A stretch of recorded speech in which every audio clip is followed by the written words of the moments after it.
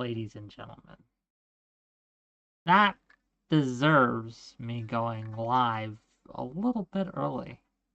Just a smidge, just a tad, just a microscopic little bit, really.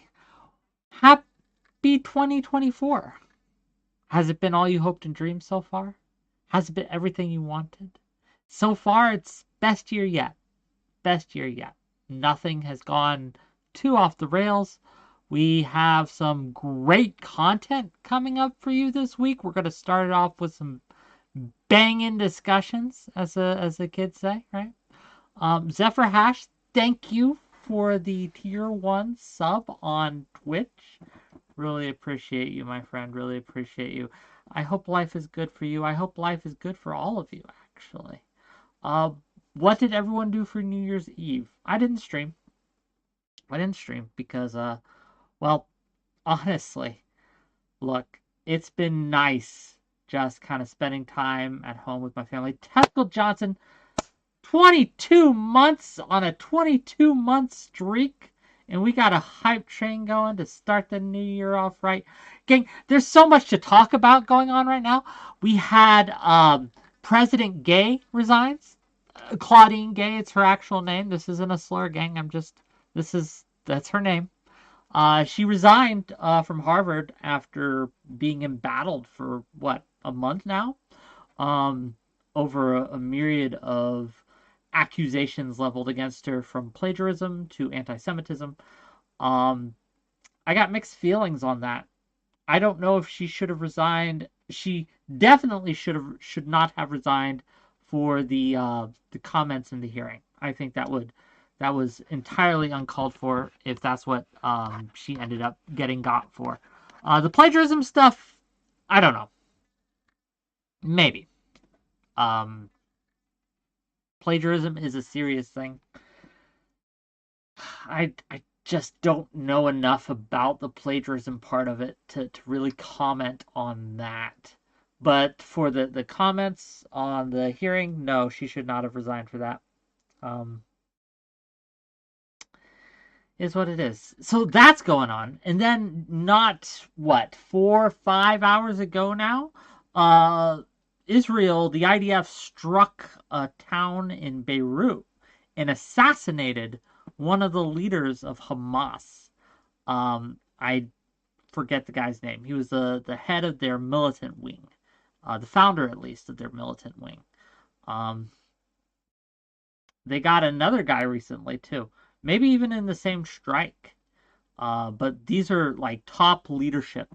The top brass of Hamas. Who are no longer with us. So that's an interesting development. More of that, please, honestly. Specifically in hyper-focusing and targeting on specific leaders is a good thing, in my opinion. Concluding postscript. How many donors did her actions cost Harvard? I don't know. But apparently it was enough to get her to resign. I know that she resisted it, at least at first. I can't imagine it's something that she wanted to do. But we got to start... I recognize that there is the capitalistic donor style thing at play, where if you say something controversial, it's going to hurt your image, it's going to hurt your engagement, it's going to hurt all that. And there does come a limit. There does come a time when you just are unable to effectively lead. To be honest, I'm not even sure what her job was. What exactly did she do there? Firechild, welcome. Nice to see you. Nice to see you on YouTube. We got the YouTube going. You're the first chatter of the year. Tomfoolery Show says, I never say anything controversial for that reason. Tomfoolery, welcome. Welcome. You are controversy personified. That reminds me, and I'm not sure why you reminded me of this, Tom, but you did. Have you guys been watching Kate Gate on the Red Pill Twitter side of things? It's come across my timeline a little bit. I follow some Red Pillers. I follow some right-wingers. I follow some Christian conservatives. and there is a big kind of hullabaloo over uh, over 𝕾𝖎𝖙, I believe her name is. Um, I think I'm getting that name right. She baked a cake. She made a TikTok thing of her baking a cake, and she was wearing a shirt. It wasn't cleavage shirt. It was a shirt about high neck as I am. The difference between us is she has huge honking bazongas, and I don't. And so a lot of people were saying that her shirt was too tight, that it was immodest, that this was a thirst trap, she shouldn't have done it, this was immoral, yada yada yada yada. A whole lot of hot air. And it started a fight on Twitter, and we've all gotten to watch the fruits of that fight. A lot of women weighing in, a lot of men weighing in as well, on whether or not this Isabella person was being immodest. 𝕍𝖏, thank you for the bits. Look at you go. We are almost. Oh, we just met. We were so close. We were so close to the hype train. I forgot the hype train was going. See, Tom, you distracted me from my money. Oh. River of Hate. Why are you mad? Why are you angry? Why the sad face? INMT30. Happy New Year. Happy New Year to you. Happy New Year to you, sir. Welcome to the show. Welcome. Yeah, Hype Train didn't go through, but it's okay. You can still donate. Hype Trains, all they give me, I think, are just an excuse to pump you guys for your cash. I think it does give some visibility on the Twitch algorithm, but I'm not sure how much. I'm not sure how that works. So what do you think, gang? Do you think that 𝕾𝖎𝖙 was being immodest? Do you think people who are built sexily have a duty to dress more, wear more baggy clothing, or wear less skin tight? Well, it wasn't even skin tight. It was, I don't know. The shirt was just a normal ass shirt. It was just a shirt, honestly. It was just a shirt. And people lost their goddamn minds and are still losing their goddamn minds over it. But hey, I don't know. It's not my scene. It's fun to watch, though. I like it when the drama doesn't personally involve me. That's always nice. What else has there been happening? What else has been going on? Insulin got capped today. That went through. Huge Biden W there. Good on him. Now, obviously, there are more expensive versions of insulin. It only applies to a specific kind, but that kind's fairly popular and fairly widely distributed, so good on that. 𝕍𝖏 says, I, for one, am all for women with huge bazonkas, letting them breathe however they please. Indeed. No Cow Mike, Happy New Year, Whick! We need more WhickCord community events in 2024. We will get more WhickCord community events in 2024. We're going to have more call-in shows. I think we're going to have more one-on-one discussions. We're going to do more seances. I really enjoyed doing the seance during the Halloween season. That was fun. Parallax, nice to see you. Jenny Burns, hello. Infallible Foul. Everyone likes the drama when the drama is other people. Very true. Very true indeed. It's a great year so far. It's a great year. We got some great things coming up. I want to remind you all, in February, I'm going to be going to Ohio for a weekend. And you are invited too to the Hype House that Progressive Victory is hosting. I'm going to be there. It'll be fun. They're going to get some merch from me, right? I'm going to have my name on a t-shirt and all these things. Get my logo on some different kind of things. So please, if you are a member of my community and you are thinking of, you know what? I've never seen Whick in person. I've never met Whick in person. I would like to visit Whick. Well, normally you can't because I don't trust a single goddamn one of you with my address. But I am going to be at the Hype House in February. I think February 11th. I want to make sure on that day. I'm pretty sure February 11th. So if you want to just come hang out, it would be cool, I think, to have a strong WhickCord presence there and make it kind of like an unofficial WhickCon if you will. So if that's something you guys are interested in doing, if that's something that you'd be wanting to participate in and just want to hang out, maybe play a board game, maybe get something to eat, I don't know. Yeah, where is the Hype House? It's going to be in Cincinnati, Ohio. I don't know the specific address right now, but we will get those details to you as we get closer to the event. So yeah, it's going to be great. It's going to be awesome. There's going to be a lot of big name streamers there. There's going to be a lot of politicians there. And it's going to be fun, right? We're going to do some canvassing, some electoralism. Crackle. It's nice to see you. It's nice to have you in my community. Always a pleasure. We have some great guests this week, too, gang. Okay, so today's going to be call-ins, and Mooncake's coming later, and she's going to help co-host call-ins with me, and that'll be fun. But tomorrow, we're going to have Lav on, okay? We're going to have Ali. He's going to be joining us. Stardust will be there. And we're also going to have Smeth. And we're going to be talking about women in the draft, women serving in the front lines in the military and things like that. Should women be required to sign up for the draft? That's feminism, right? Or is it? Is it simply equality for equality's sake? Are there not good reasons to not require women to sign up for the draft? We're going to discuss it tomorrow. It'll be fun. It'll be interesting. It's going to be a great discussion. Thursday, we're going to be talking about AI art, specifically a piece by a man named 𝕾𝖍𝖎𝖙, a deceased artist. I'm not sure on the last name, actually. But he was a deceased artist. He made a painting, an unfinished painting, purposely left it unfinished because he had AIDS. And I think this was the early 90s, late 80s. And he knew he was going to die before he could finish a painting, so he purposely unfinished it. Recently, AI art has finished the painting, and it caused an uproar in the artistic community. Who's in the right here? Is art sacred? Is the artist's intent for their work sacred? Or is it okay to be a little subversive sometimes and to mock or to demonstrate the flaws of AI?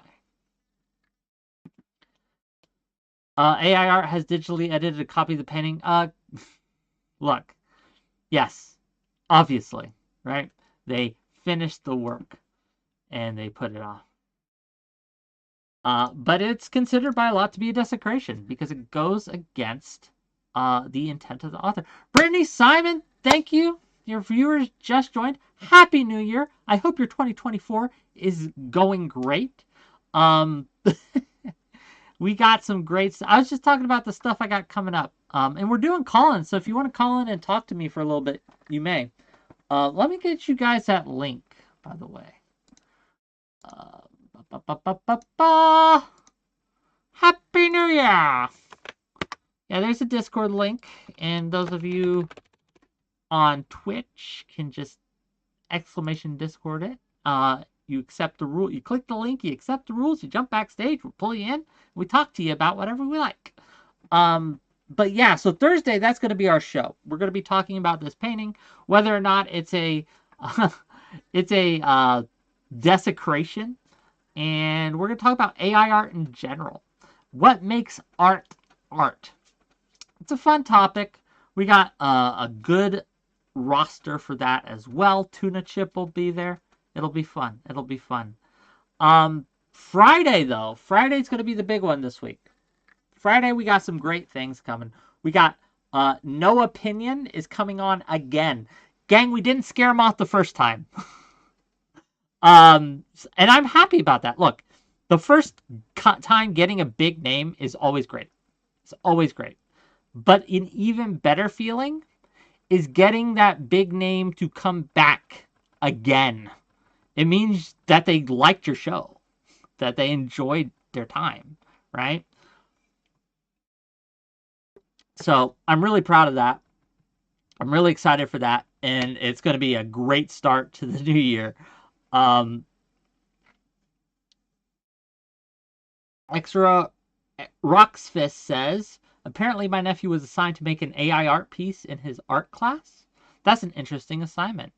Um, which program did he use? Is there a skill to AI art? I haven't messed with it too much. I played around with it a little bit a few months ago just to kind of see what all of the hubbaloo was about and just to make some funny little prompts and stuff like that. But I haven't really dug into it. He didn't complete it. He got a 0. Well, was this a conscientious objection thing or was this a lazy thing? Was this him just deciding I am going to protest by not completing this assignment? Or is he oh, okay. Fair enough. Lazy probably. Because I can look, taking a hit for something you believe in is commendable in most cases, right? There's a few um, outside edge cases where I would be like, okay, come on, what are you doing? But taking a grade hit because you don't want to complete assignment because you don't believe AI art is actual art and you're protesting the encroachment of AI art into the traditional art world, regardless of what I believe about AI art, I commend you for your principled stance, sir, or ma'am, and I commend you for being willing to put some skin in the game a little bit about it. But no, if he's just being lazy, it doesn't matter. It doesn't matter. Okay, yeah. But yeah, Friday, what are we even talking about? Oh yeah, Friday, we're going to be discussing the protests in New York City about the Houthis. What was the chant that they used to do? Or not they used to do, that they did? It was like something about Yemen, Yemen, make us proud, turn another ship around. It's talking about the Houthi pirates and them interdicting and attacking ships in the Red Sea area, right? The Mediterranean Red Sea area. Um, Recently, Britain, America, and a few other countries have sent a task force there to protect the shipping lanes. So we are going to be talking with a couple people who think that what the Houthis are doing are defensible. That what they're doing is simply trying to protect Gaza, to enter the war against Israel, and to interdict and turn around Israel-owned shipping and Israel-allied shipping and things like that. It should be a good discussion. Noah and Brianna Wu strongly disagree. Our other two guests, Omar and a new gentleman by the name of Stalin Characteristics, they disagree with Wu and Noah's opinion on this. So it should be a great discussion. Should be fun. Should be fun. Everyone loves pirates. Just ask Johnny Depp. I don't know. I don't think these are the lovable pirates, right? I don't think these are the fun, go on adventures, find the buried treasure, shiver me timbers types of pirates. I think these are the bad kind. These are the not so nice kind. These are the not fun kind. But yeah, I could be wrong. We'll find out Friday. Okay, we'll find out Friday. But yeah, like, so we have a new year. So what kind of stuff? What other topics do you guys want me to talk about this year? What should we be focusing on? It's an election year, so we're gonna have to do a lot of election stuff, right, gang? Especially as it gets closer, we're gonna be talking a lot about the ins and outs of the electoral system, politics in general. We may even have a good old-fashioned electoral college debate on whether the electoral college is anti-democratic and whether that's a bad thing or not. What else has been on all of your minds? What is something that no one else is discussing, but you think it needs to be discussed on a broader stage? I don't know. Grackle says Trump winning bigly should be the topic every day. He's up by like 30 points on Biden. These early polls aren't it. We gotta wait till closer to time. For the polls will figure it out, right? But this far in advance, it's too early. It's too early to make any claims. Addicted to Mosh says, when the Somali pirates started going after the European ships, the fishing grounds replenished. Oh, is this a sinking the ships joke? Perhaps. I know that recently Houthis tried to interdict a ship, but the American Navy uh, intercepted them and sunk a few of their little boats that they had. Yeah, so is what it is. Also, America has given an ultimatum to Yemen, telling the Houthis to cut it out, or there will be direct strikes on other Houthi targets on the mainland. So we'll see what comes of that. It feels like this is going to sound weird. This is going to sound a little hyperbolic, gang. It feels like the 1930s right now. Okay? Does that feel like that same way to anyone else? Like, we are seeing fires erupt in various parts of the world. We got the Israel-Palestine conflict. We got the Russia-Ukraine stuff going down. We have tensions between China and Taiwan ramping up. And not to mention the other littler fire, not littler, the other more minor fires that have been burning for a while. But it feels like the world is on the brink of something. Again, I'm sure that we've had tensions in the past. I'm sure the world has been in a very tense place before. But these past year, it just feels like things are getting worse and worse and worse. I don't know. I don't know. It's troubling. Brie Christina says, I wasn't alive in the 1930s? Sure. Neither was I, believe it or not. Right? I know I look old, but promise you, I'm not that old. But having played a lot of Hearts of Iron 4, okay,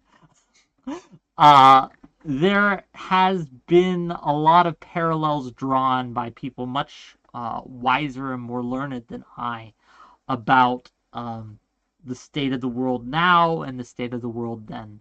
We have anti-Semitism spiking. It's on the rise almost everywhere. Yeah, it's a scary time. It's a scary time. Only a Mr. Bill says, how many wars started in the world under Trump? 0. Come on, man. Look, unless you think Biden is the world emperor and gets to control all these things, I don't know what this has to do, right, with Trump. Trump didn't start any wars, to his credit. I will give him that. Though sometimes I'd argue wars should be started. Though, again, I couldn't think of anything, at least in the last 10 years, that required U.S. direct intervention. Though, arguably, Ukraine would be the one, right? Arguably, Ukraine would be the one where you could argue that, yeah, in this case, maybe we should have done more sooner. I'm speaking, of course, of 2014, when Crimea got annexed by Russia, etc. Should the U.S. have taken a harder stance? Maybe. Maybe.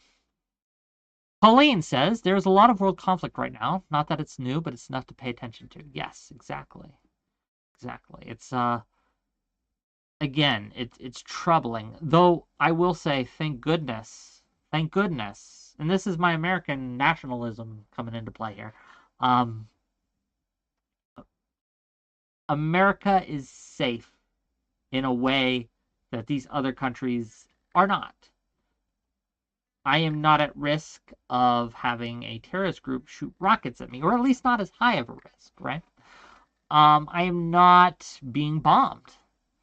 I am not under threat of constant death in the way that a lot of these other countries are. So I also am free to criticize my government in a way that a lot of these countries are not. I can say what they're doing is terrible. I can root for their destruction. There was a tweet made recently by a young person. I can only assume they are young. Um, Talking about how they are rooting against their own country, America. They live in New York apparently. They're rooting against America um, when it comes to the conflicts in the Middle East and the conflicts with China and the conflicts with Russia. You couldn't say a similar thing in China or Russia or the Middle East. If you were in China and you were talking about how you hope China loses to whatever country they're in conflict with, you could not do that. There would be penalties, like governmental, legal, federal penalties of various kinds, depending on what you said and the severity of it and how viral it went, etc. In America, you know what will happen to her? She'll get mocked a little bit on the internet, and that's it. Um, the absolute worst that will happen to you if you say something too terrible is you will lose your job. And even then, I think that's probably too far, right? That's not a good thing that you'd lose your job over an opinion. But um, again, the penalties are very, very mild, if any, compared to other countries. So, rah, rah, rah, yay, yay, yay, USA. Hey, we got a caller. Let's bring him on. Hey, you're live. Yo, hold on. What's up, Whick? Yo, how's it going? Going good, bro. Happy New Year. Happy New Year to you too. You are my first caller of 2024. Okay, so the honor is yours. All right, for sure. Oh, wait. Am I doing the camera thing wrong? I'm trying to show myself on. I see it for a minute and then you turn it off. So I was seeing you walk in for a moment and then you turned it off. So now I don't see anything. Oh, I see okay. you It's now. just not I see you now. okay. It's not showing up on my phone. Like on my own phone, I can't see myself, so it's all good. Ugh, ugh. Where are we going? Where are we Oh, traveling? Are we on an oh, adventure? no. Unfortunately, not. I'm not going on an adventure. So I was doing interviews from my own podcast at this podcast studio. So I just walked outside. Okay. Yeah, I figured I'd stop in, you know what I'm saying, the Yeah. 2024, Yeah. stop in, come through, you know what I'm saying? Hopefully I can get on one of the panels later. Oh, we got a lot of good topics coming up, man. Right? I don't know what you're most interested in. If you had to say, like, if you had to sell yourself on any of these topics, like I am a culture war guy, or I'm a red pill guy, or I'm a politics guy, what are you? What kind of guy are you? So I would say I'm a more of a like a I guess like a more general like entertainment type topic. So like if it's talking about entertainment or it's talking about like social issues, like I can get jiggy with that stuff.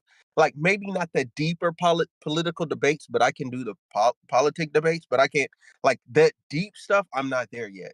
I'm not there yet All to good. actually hold it on the stage. Like I tried it and I said, okay, this is a different level. I'm not here right now. We got, like, look, delving too deep and getting too nitty gritty isn't fun in a lot of ways, right? And I like to Yeah. keep it light sometimes too. But yeah, man, like we're always doing different kinds of more of the generalist kind of things. Um, like I'm sure you got opinions on the interaction between the sexes, if you will, men and Yeah. women, and how they Yeah. relate. We do a lot of stuff like that, right? Oh, well, I do that all the time too. So let's go. Do Oh it. yeah, Let's we'll do it. get it in. We'll get it in. No, it'll Yeah, be that's easy. fun, man. It'll be fun. So what kind of stuff you got going on your end? Like what do we got? What do the smooth viewers have to look forward to for the new year? So right now, what smooth viewers have to look forward to is There's going to be an interview with Mac Royals from The Voice.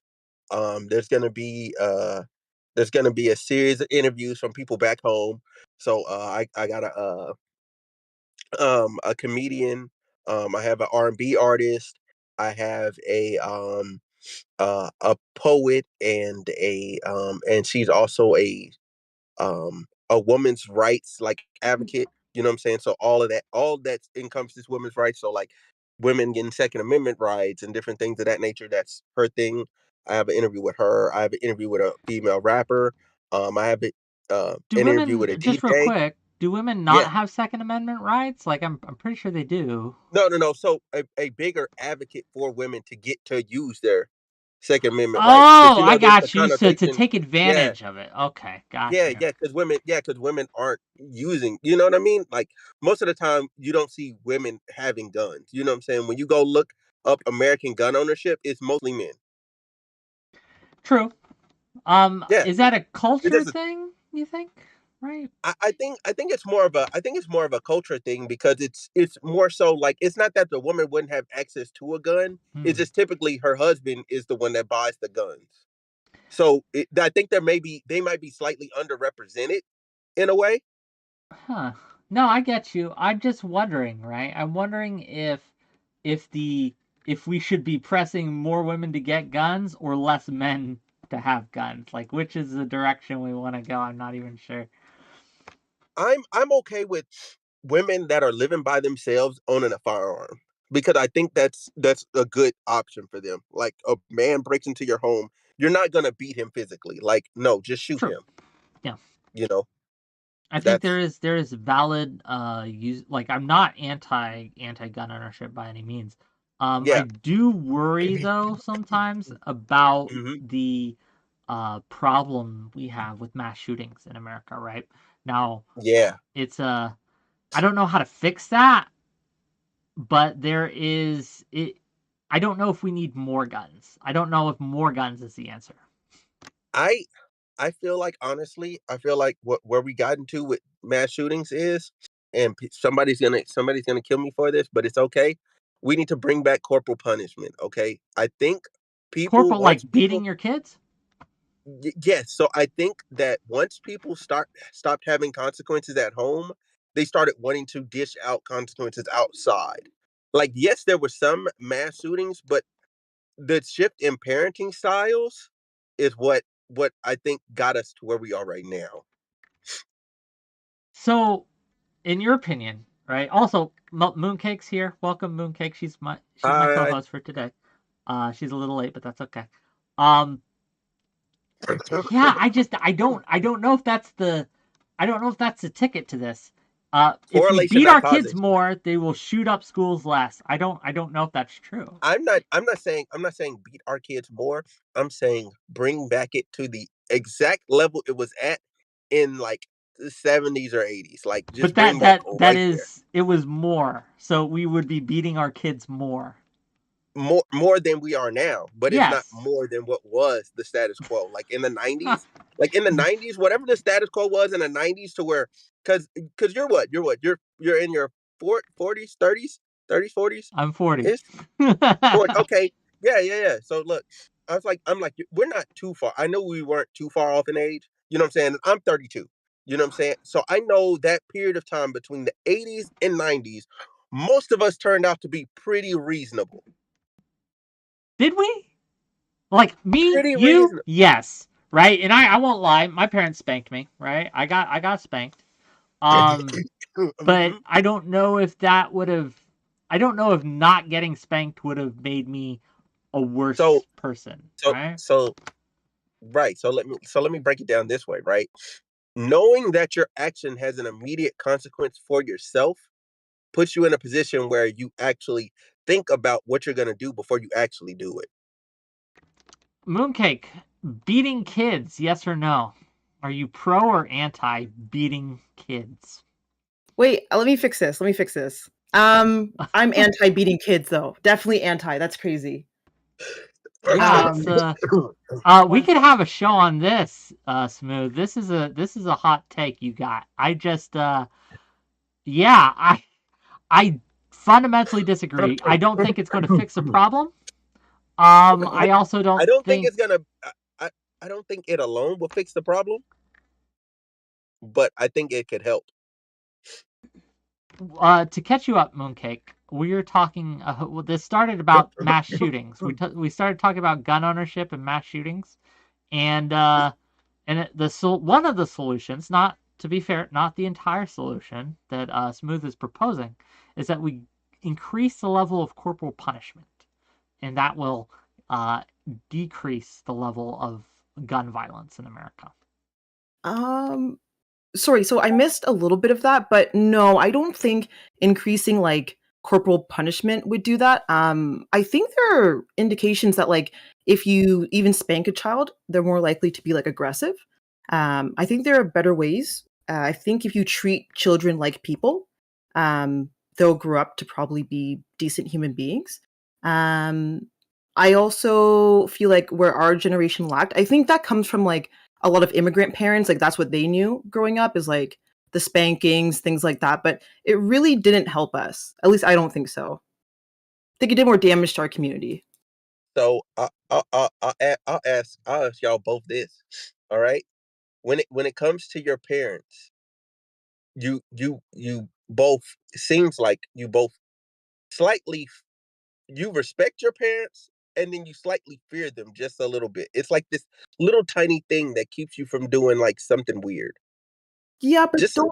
But like the reason I don't think it works is because if you think about like if you got arrested for stealing, right? The cops aren't Mhm. supposed to just like beat your ass. You're supposed to get arrested. They talk to you. So I feel like if we teach children like, hey, beat someone up because they did something you don't like, I think you're going to perpetuate like at some point abuse. People are going to think like, oh, well, I punched them once, so that's not abuse, but that could be considered abuse. I just think we get into some murky waters. So okay, so I'll put it like this, right?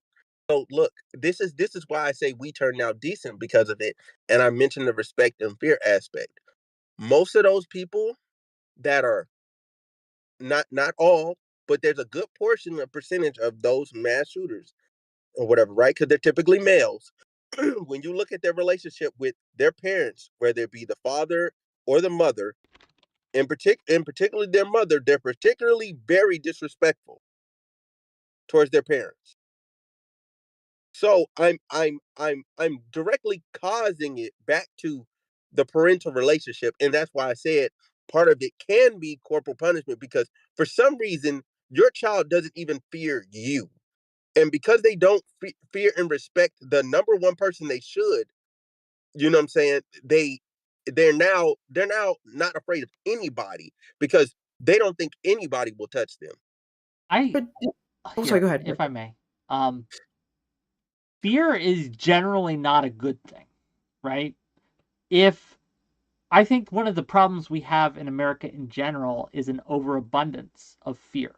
We fear so much, a lot of things that we should not fear.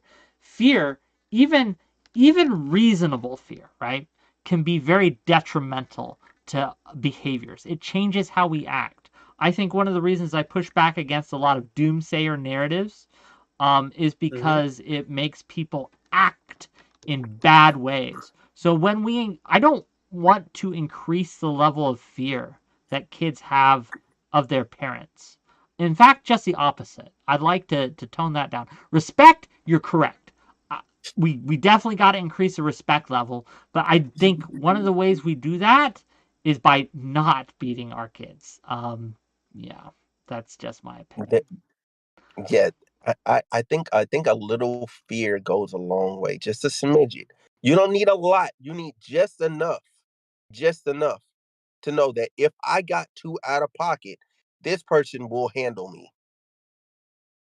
Like I'm not saying like, oh, like full blown like beat that person's ass, but I am saying like know that in house you're gonna be taken care of before you get too crazy.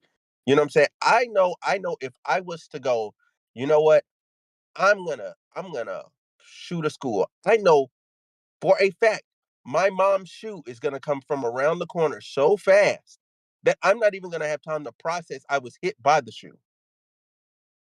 Like it's a hard fact.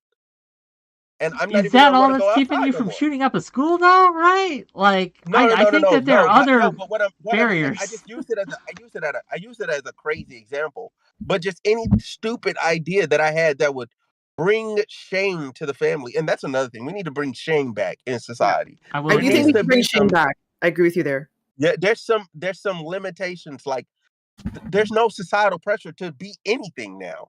You know what I'm saying? Like any Like, level of people should have decency. a Like little more shame before they come on into a public platform and talk about beating kids. I think that would be a good thing, right?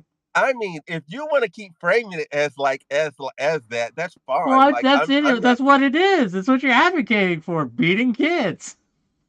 I'm not saying because everybody when they think of beating kids, they think of like harsh Yeah. beatings. Like I Yeah. never received a harsh beating. No. What I received was just like a a a staunch reminder that the behavior that I was doing would result in a consequence that's worse than my butt stinging. Okay.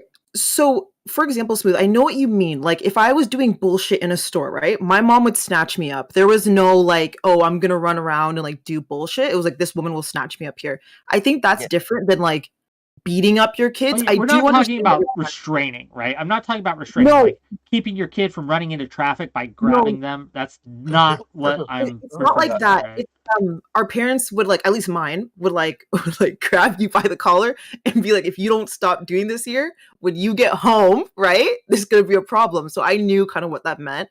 Not that they were beating me up, but like, okay, don't really play with my parents. Once again, they were raised in like another country for them that was the normal, right?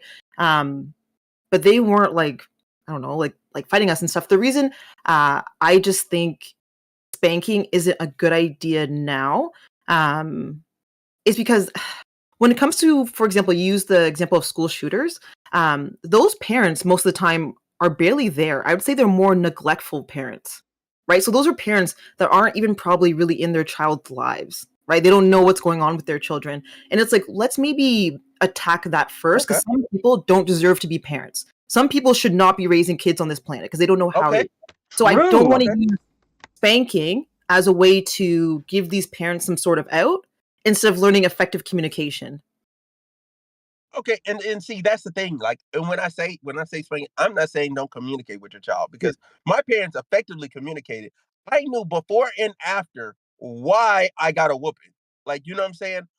And it was a last resort. It was I just kept pushing the envelope, and so they're like, "Well, I'm not listening. What Yeah. else is there to do? Like, grounding is clearly not working. Okay, Yeah. yeah, we're gonna have to do something. You know what I mean? Yeah. And for me, I'd But wait, rather where does have that that. stop? Where does that stop? Say. Obviously, the whooping worked on you, but say it didn't. Would you Yeah. advocate then? Well, okay, that didn't work, so we're just gonna have to beat you more now, right? Is there a line where you'd say, No, okay, even if it's not working, that's too no, far? no, no, no, no. So the line after beating where it's not working is communal beatings. No, I'm playing. I'm playing. I'm playing. I'm playing. Everyone gets one. Oh, I'm joking. No, but seriously, on a serious note, that's where you have those alternative schools for. You know what I'm Mm, saying? And different therapy programs and all that. Because at that point, it's a mental health issue. yeah. Like if your child gets all the way to the point of you have to beat them and that don't work, like physical pain doesn't make you go, I'm gonna stop doing what I was doing. Okay, fam, we need to send you somewhere. That's like getting your hand burned on the stove on Tuesday, and then you go back on Thursday and do it again. If my child just keeps getting their hand burned, I have to ask myself, what is going on with my child? What is their fascination with fire? You know what I'm saying? Like we need to Yeah. sit down, we need to have a real conversation here. Fire's Because now cool, that okay? What kid isn't fascinated by fire, right? Like, fire not is enough to awesome. I'm just letting you know, but right? but would you keep burning your hand though? No, that's weird. I don't want it fire on me. Though I will say I burnt my legs once, like because I kept it too close to a heater that I had like a skin bubble. It was Oh. Ooh, gross. Yeah. ah, Yeah. But it ah. didn't it was weird because it didn't hurt that much, and I'm not sure why. But Nerve smooth, damage. smooth, if you don't mind, we got Hmm. a someone who wants to yell at you for a minute. Do you mind if I bring them on? Oh, okay. If they want to yell at me, that's fine. Is Go that ahead. okay? I want consent. Yeah. Sure. Okay. Sure. Ice Sure. Beans. I'm Hi. in. Who's Hello. like, come on. Yeah, camera? Yes, give me just a second. So Oh, y'all hi, can Ice see me, Beans. right, on camera. Y'all can see me. Yeah, we can see you. Yeah, You're yeah. fine. That is so crazy. Yeah, I you can't don't see need myself. to. You don't need to see yourself. You don't need to see yourself. Wow. Ice Oh, Beans. I think I know Hey, why. Mooncake. It has me still in the. I'm in the wrong voice thing on my own thing. Okay, now I can see myself. Oh. Oh, fixed. Awesome. Okay, Ice Beans, what are your thoughts? Beating kids, based or cringe? Okay, so I just I mean it's obviously cringe, but it's Oh my god. it's I have a question for I can't what if actually the see their kids are name. really annoying though? What's that? What if the kids are really annoying? Like they're just really getting on your nerves. They're just Okay. acting a fool. I just want to yeah, You don't slap I mean hands look. or anything? You don't What's slap that? hands or you won't slap their hand or anything? No, okay, hold on a second. I want to preface this by saying like that, you know, I was beaten as a child, right? Did it stop me from doing shit? No. And So you if would've you went to look at alternative school. if you look at it from a behavior analysis perspective, which that used to be what I did behavior analysis. Punishment is like literally the worst thing that you can, like, it's in terms of efficacy in reducing behaviors, punishment's like the worst thing. Because all it When you does, say as soon as you punishment, are remove you talking about specifically physical punishment or just punishment? any in kind general? any kind of punishment. Literally Okay. any kind of punishment. And it all it does is it suppresses the behavior while the punishment is in effect. As soon as you take it away, behavior comes back. And honestly, most of the time people don't even implement punishment correctly. It's like, you know how like does anyone remember back when people thought that like rubbing the dog's nose in it was like a thing that you should do in order to train your dog not to poop How in I the house? trained my dogs, and it worked. Yeah, So. no, you didn't. You didn't actually train your dog. You just trained your dog to like, because Their behavior the way changed. they were more scared of you, perhaps. But unless you They're a caught dog, him though, in so I the don't care. act of pooping, unless you caught him in the act of pooping, he did, like, that dog did not make the connection between Well, yeah, pooping obviously and you being. don't do it like a day later. You if they Well, pee yeah, on your but no, floor or they but poop on the floor and you see them poop on the floor, you rub their nose in it and you put them outside. okay, yes, that's fine. Okay, but you have to understand that the majority of people do not implement punishment like this. Okay, it's oh, my kid came to me and said I broke this. Okay, go get the belt. Go get the belt. You're getting a spanking.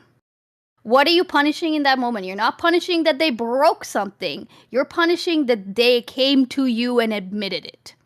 That is what you are punishing in that moment. That is literally, from a behavior analysis standpoint, that is what you are it's punishing. not so much then that punishment doesn't work, it's that people are punishing poorly. Yes and no, right? Because even if you are punishing the correct behavior and you are doing it like proportionally, right? It still doesn't work on a long-term basis compared to other methods of like behavior change. So is like your advocacy reinforcement. here just to never punish, or is there a line that you would say, No, okay, no, you need to punish because punishment does have a role.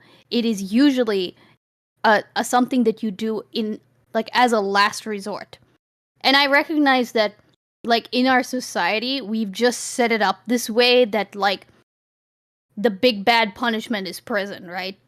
Or even, depending on where you are, like, I don't know, capital punishment or something, right? But that doesn't necessarily mean that is the most effective thing. So if you want to be effective, you don't want to punish your kids like that. What do you think, Mooncake? I'm curious. So I don't disagree with, like, if they break a vase and you spank your kids. Like, obviously, I feel like we'd all agree you're kind of a moron. Like, people make mistakes. And once again, that's another thing where it's like, hey, communicate. Maybe be careful where you're running in the house, stuff like that, right? We all did stupid shit as kids, and that's just like life.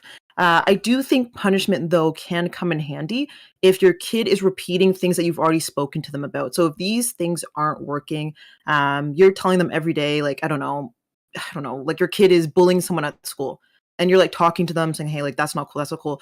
I do think there's a line. And now, once again, I wouldn't go straight to spanking, but I think there are tactics that you can use. Maybe they're cutting the grass for the rest of summer, or they're not going anywhere for the summer. They have to take extra courses in school during the summertime, right? Those are punishments that maybe would also be to their benefit, right? Because that's going to teach them, like, hey, I'm probably never going to do that again because I just wasted my whole summer. Like, just something of these examples that we can use. Yeah, and again, and I agree with all of that, and because I'm not here to say like never punish your kids, right?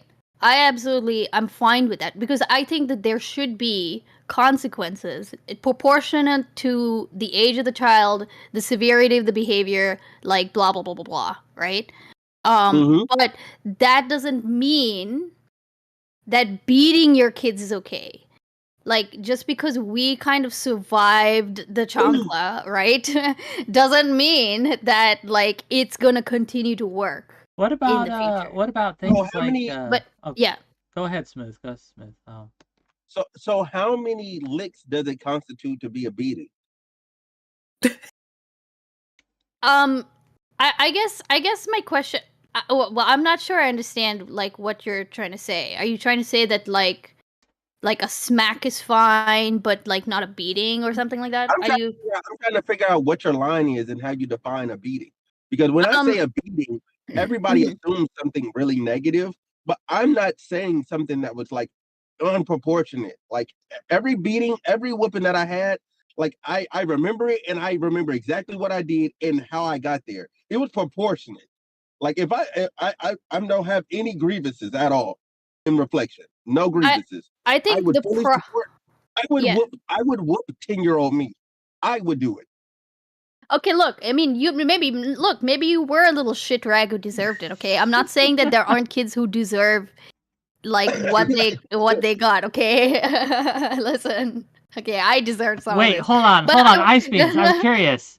Yes. I'm curious. What can kids do that deserve beatings to get beat? What can a kid do in your mind that Have you deserves met kids, getting Whick? beaten? Oh, I'm just curious. Kids, I want you to, have you I want met you to kids? tell me. They can I do want so you to tell much, me so out many loud fucking what you things, think dude. is worth No, being a kid I'm for. not implicating myself like this. My brother told my mom to go fuck herself, and like shit. he got a smack on the hand. But I was like, he should have, like, you know what I mean? When she told me about it, she was just so shocked. We're just like, what the fuck? You know what I mean? Like, what do you do? And stuff like that, like a smack on the hand or like a smack on the butt. But if you're like punching your kid, no. But if you like smack them like somewhere, definitely not across the face. That's crazy. But like, So smack on the shoulder is okay with you? Like if you just smack them on the shoulder? as long as it's not like meant to leave a bruise, like excessive force. As long as no one can tell that you smacked them. I mean, if you smacked them once and it was like they told you to fuck off, I don't think that's the worst thing you could do. Interesting. What about spitting on them? Do you think it's okay Oh, God. to spit on a kid? Wick, this is getting weird quick. Okay? I'm just asking. If you guys think it's okay to smack a kid, what else are you okay with doing to a kid? I'm just curious. Okay, I guess. Okay, I have a question for. I'm sorry, I don't actually know your name, and Discord isn't showing me. Smooth and then Mooncake. Oh, Smooth. Okay, I know Mooncake. All right, Smooth. So I'm out of curiosity because I don't think I really got this from the rest of it. Like, what is like sort of the function of your like of the punishment? Like, what do you think that actually? What are you trying to actually achieve with this punishment? Which can vary in intensity and whatever else, right? But like, what's your actual like goal there? So, like I said to Whick and Mooncake earlier, is like all of my punishments were effectively communicated why I got to this point, right? So again, I would say with doing said punishment, it's only reinforcing that there is a consequence to set behavior that you were already talked to about. It's already fully communicated. It's fully communicated, and the child will have a full understanding of the gambit of reasons why this is about to take place. Okay, and I understand that. I understand that, especially with kids. Like, you know, like I've worked with a lot of kids. I've nannied for a lot of kids. Like, I don't have kids myself, but like, you know, I have quite a lot of experience with kids, and I can certainly attest to the fact that like there is a point at which, you know, all of the reasonable things for considering their age have been done, right? Mhm. But now it's time for like the consequence. Now it's time for the, okay, you are not reasoning with this child anymore. Like, now is when you kind of put on your big boy, like, adult parent pants and actually implement something. So my question to you is, why is that something necessarily corporal punishment? Like, why does it have to be corporal punishment as opposed to privileges that are being taken away? Or Because like Mooncake was because saying. because sometimes the child's life is so good and things are so good that removing that one particular thing doesn't really affect too much. To actually affect them, you would have to remove something that might actually be to their benefit. Like, for instance, like if they are on, let's say they're on a sports team, right? And they're really good at it. Why would I make your punishment because that's what you love? Why would I take that from you if this is what you're good at and this is potentially what might be something that going down the road might get you into college, or it might go into like different other things for you? Why would I take you from that? That doesn't make sense to me. Like, I'd rather give you a punishment that is that is proportionate but doesn't harm you long term. Like, a beating is as short term as you can get. Like, it's just boom, it's done. Like, it's I done. mean, I think, The okay, pain, the pain, if the yeah. pain, I'm not talking about a whooping where you feel it like 2 days later. That's a problem. I'm talking about like just a simple beating to where 10 to 15 minutes later, you might still be in your room mad that it happened, but that's about it. You're just upset now. Your feelings are hurt. I can live with your feelings being hurt and you being upset that this happened, but you need to then rationalize it to yourself of, okay, I did this to myself. Let me not have this happen again. Okay, but can I again go back then to the point where it's like assuming that I am accepting your like you know, like that anything that you would take away from them would be harming their like future or whatever it is, which I don't think is personally true. I think that there are definitely things that you could take away from children that are privileges, that even the most privileged, like even the most like privileged Like what? child could feel the loss. Easy electronics.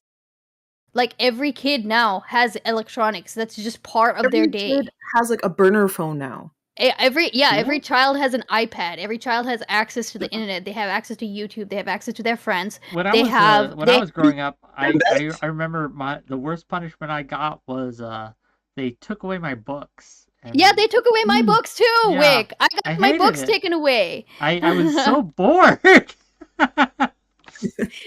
Yeah, they took yeah, away. mine. And so I'm just saying, like, okay, I do want to get to that point because the other point, because I think this one is just like not that super interesting, right? I think that like yes, I think there are other things that you could do to make a more lasting impression, because that is the point. The Yeah. point is not to make a one-time soft impression, right? Because reasonably, you're doing this I for don't things know. that are. I don't know. I don't know. I don't So know. you And that's the don't. Okay, thing. so you don't want to So make a I lasting still see. impression. I So here's the thing. Here's the thing. I Smooth think and corporal then go punishment ahead. does make. Oh yeah, makes a lasting impression. However, I don't think that other methods sometimes, like when I'm talking about getting a beating, I'm talking about something that like literally like it. Typically a beating happens immediate. Like it's not carried out like 2 hours later afterward, like you feel the effects. Like, for instance, if you're out and your kid does something stupid, like ridiculously dumb, you know what I'm saying, to where you're like, Yeah, yo, don't do that. You know what I'm sure. saying? You might just smack them on the hand real quick, like, yo, what are you doing? You know what I'm saying? It's like, Yeah, of my course. I hand's got that changed, all the time. but Yeah. you need, yeah. Yeah, but they needed that immediate. If I say, oh, you did that, boom, boom, you're grounded. You know what I'm saying? It's like No, but grounded. I We're think still outside. you're still Like, what do I do? What do you've I do? still got a range of hold on, wait, hold on. yeah. I Yeah. end the family trip so I can effectively now ground this kid? No, I'd rather just whoop you and then we go back to having our trip. Okay, I understand what you're saying. You want a more immediate, short-term, easy to implement punishment. And I'm saying that those things are still okay, look, those things are still possible, okay? There are ways to parent your child even when, like, without ruining, like, the family trip or whatever else, right? Like, there are ways to do that, is what I'm saying to you. Okay, so let's go through the ways. Yeah, let's go through the ways. Okay, here, let's give an example, okay? Wait, I want to. Hold on. Yeah, okay, go ahead. I want to go through the list. Moon, what is one non-corporal way you would punish a child? That you're on a family trip, you don't want to ruin the family trip. How are you punishing that kid? Oh, I love this question. So if we're on a family trip for a couple hours and I will sit with them while they do it, we are going to run through math equations, whatever they're learning. We're going to sit there and we're going to study. Please and beat we're gonna me study. instead. Beat me instead. Take the belt and, Yeah, and exactly. do what you gotta do. For like a couple hours, right? And they're probably going to sit there like, fuck this. I want to be having fun with my siblings or my family on vacation. And now I'm in the room studying. And I will sit with them while we do it. Okay, smooth. See, how you punishing a no hands, right? Non-corporal. How you punishing a kid on a family trip? Any ideas? You know, it's easy. It's taking away their fucking electronics, dude. They gotta sit there in the car, and you have and as the parent, you have to listen to them sit there and whine. Just fucking deal with it, huh? He asked me though. Oh, he's asking. Oh, I thought he was asking me. I'm asking. We'll get to you, Ice Beans. Don't worry. I'm curious what Smooth has to say. Yeah, he asked me, and then she's woman-splaining. It's okay. They do that. Yeah. Easy You're clap. funny. Now, I would say this. So this is what I would do, right? One of the planned activities, you're just gonna have to watch everybody else like have fun. I'm not gonna sit there and make you do math problems or anything else like that, because or like something like, I don't want something that could be productive to have a negative connotation to it. You know what I'm saying? That's the only reason. That's the only reason why I don't want to do that. I don't want to relate it to a negative emotion, because if you're now going, yo, your punishment is studying whatever it is, you now reflect on that, and it becomes like, oh, studying is a punishment. You know what I'm saying? You could program your child to where studying is a punishment when you want your child to be academically great. So I don't want to put a negative connotation to studying, to anything like that. No, I got you. That isn't me. I'm not saying it's not effective. Because she was gonna be there the whole time. My parents, they were just gonna drop the paper in front of me and say, get to work. It better be done when we get off this ride. Like that was my parents. But I'll let Ice Bean go. Okay. Well, Ice Bean said. I mean, I've kind of already gone. I've kind of already gone, right? Like, yeah, I've said my bit, but I'm kind of interested now in what you just said, Smooth, because it seems that you do understand that, depending on the consequence, that certain things can have like positive and negative associations with it, right? Like if you make a punishment be that you have to do math problems, they're just not gonna like doing math problems, right? But have you considered that part? Is this your secret way to destroy the math industry, right? No. Training the kids to hate math? I think it's an effective way is to teach, because while you're teaching, right, if we're sitting there doing math problems, you're like, oh man, fuck, I want to do this. That's also one-on-one time. I can figure out why they're acting out in a certain way. We now have a moment just between the two of us where we can also talk, right? It won't just be probably about studying. We'll still have a conversation. I'll explain what they did was wrong, why we're sitting here, right? And I think because you're still treating them like a person, like this is why we're doing this, I don't think it's going to affect them in a negative way. I think as they grow up, they're going to be like, oh shit, this is why my parents made me do this. Or this is why we had these personal times to ourselves. And the other thing, again, oh, go ahead. You were able to do that. You're able to do that effectively, and I commend you for that. However, I'm not taking away hours like that from the trip. That's not me. But I Fair. fools with you though. I'm doing it, but that's not me. I'm not gonna do it. Okay, Yeah, that's so fair. look. Okay, but here's the thing though, Smooth. The problem is that you are not actually like you are setting it up. You're like, you know, if that's kind of your general approach to it, right? You are setting up a child to not want to do things like admit to you when they've fucked up. Okay?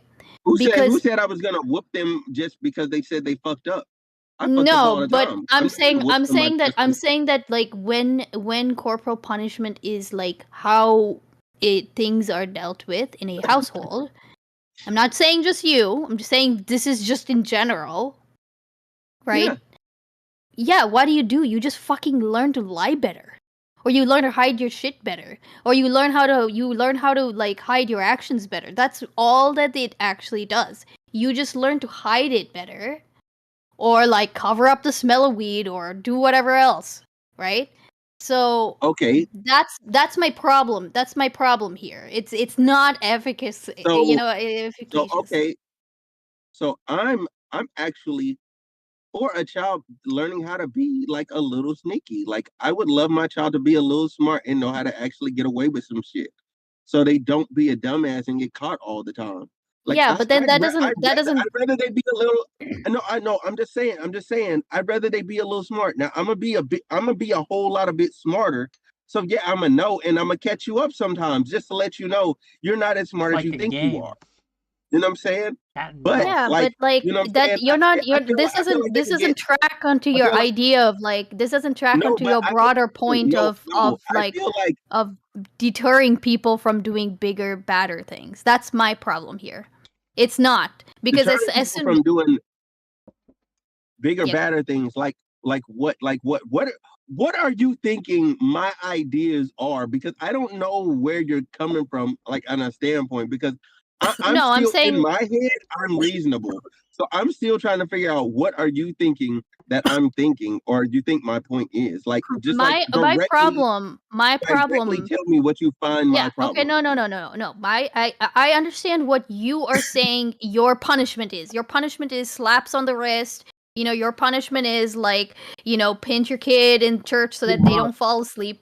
Right? Like this is the stuff that like I was subject to, of course. Right? Look, you're Like just training them for the streets, okay? When they yeah, get I out, got my because you might not be, if Yeah. you not beating your kid is doing them a disservice because they don't know how to take, like they don't know. You got to train them like a ninja. You ever seen those kung Oh, fu movies, right? Like in the Middle East, where like at any the time Middle the East. sensei will come in and just pow, right? Until they learn to block, right? you could just fight your kid 1v1, like go to like a boxing gym where you put on all the gear. Honestly, if you just wanted to like What if to they're get like it out. 6 though? Like a little 6-year-old kid getting on his little gloves, and you're like, okay, it's time. Bro, Bam! All yeah, right, Wick, when you get knocked out by a 6-year-old, I will be it'll be I so don't fun. again, I'm not for child abuse, so I'm not gonna I don't think there's a good scenario where me, even if I'm fighting that kid on my knees, is good to just punch them in the face with like punching gloves on. No, I'm Like not it's saying that not that's gonna what be you're fun. saying, by the way. I'm not saying that's what you're saying. No. Yeah. I'm just talking to the general idea. Yeah. I'm just Yeah. talking to the general idea of that. But I'm like that For real might though, be a bit much. how many Okay, That here's might a be a here bit wait, much. okay, wait. I can Real no, quick. so I can understand your older. I can understand like your older son. Like maybe y'all putting on the gloves and y'all going at it. I think that's good. why Like not? on Why some your older manhood son? Why type not your stuff. older daughter? Why older? Why Yeah. older? No. We need as Equal society. opportunity There's a punishment, am I piece. right? There's a piece of no. So look, there's a piece of being a boy versus being a man. There's a piece Would of you hit your them boy child enjoying less than you hit your enjoying. woman child? Okay, so look, hold on. So listen. Good question. Before I answer that, I'm gonna finish my point. Before I answer that, I'm gonna still answer that. Like for sons, I think it's okay for them to still have a bit of like enjoy being a child, enjoy being like a little soft. You know what I'm saying? Like it's okay. I want to nurture that part of them because if you kill that too early, they never learn how to do it, and then that's where you have like things like that women complain about toxic masculinity and all that because they don't know how to be in touch with other emotional sides of themselves. Now, however, to answer Wick's question, am I gloving up my daughter at any age? Fuck no. That's no, at any age. I'm Why not gloving not? up my daughter. Why not? know. But you would beat your. But wait. But listen. you would. But would you beat? Would you beat your? You gotta. Hold on. Let me finish the story though. I'm not gloving up, but I'll get like either her mother or like auntie. Somebody else is gonna glove up. She's gonna box me with a woman. She's not gonna box me. What if you don't have like? What if the mom's not in the picture for whatever reason? Like the mom died or something, right? Or she left or whatever for whatever reason. Like, would you hire someone? Would you like get some chick off like? Nah. You could hold a Twitch bout, right? Like you could make a poll on Twitch. Who gets to beat my kid? And you can like have the biggest donor can come in as long as they're female can come in, glove up, and take your daughter on, right? Like they get to beat her. So here's the problem with that, right? And even if it was for your son, right? The love, there has to be a bit of love there. I don't know where the other person is gonna stop, and I don't know how they're gonna hit you. Like some people are. No, it's a boxing ring. You'd have a ref and everything. No. But still, even in boxing, people can get hit to the point where they have permanent damage and die and different things of that nature. You know, the other family member does not want to have you dead.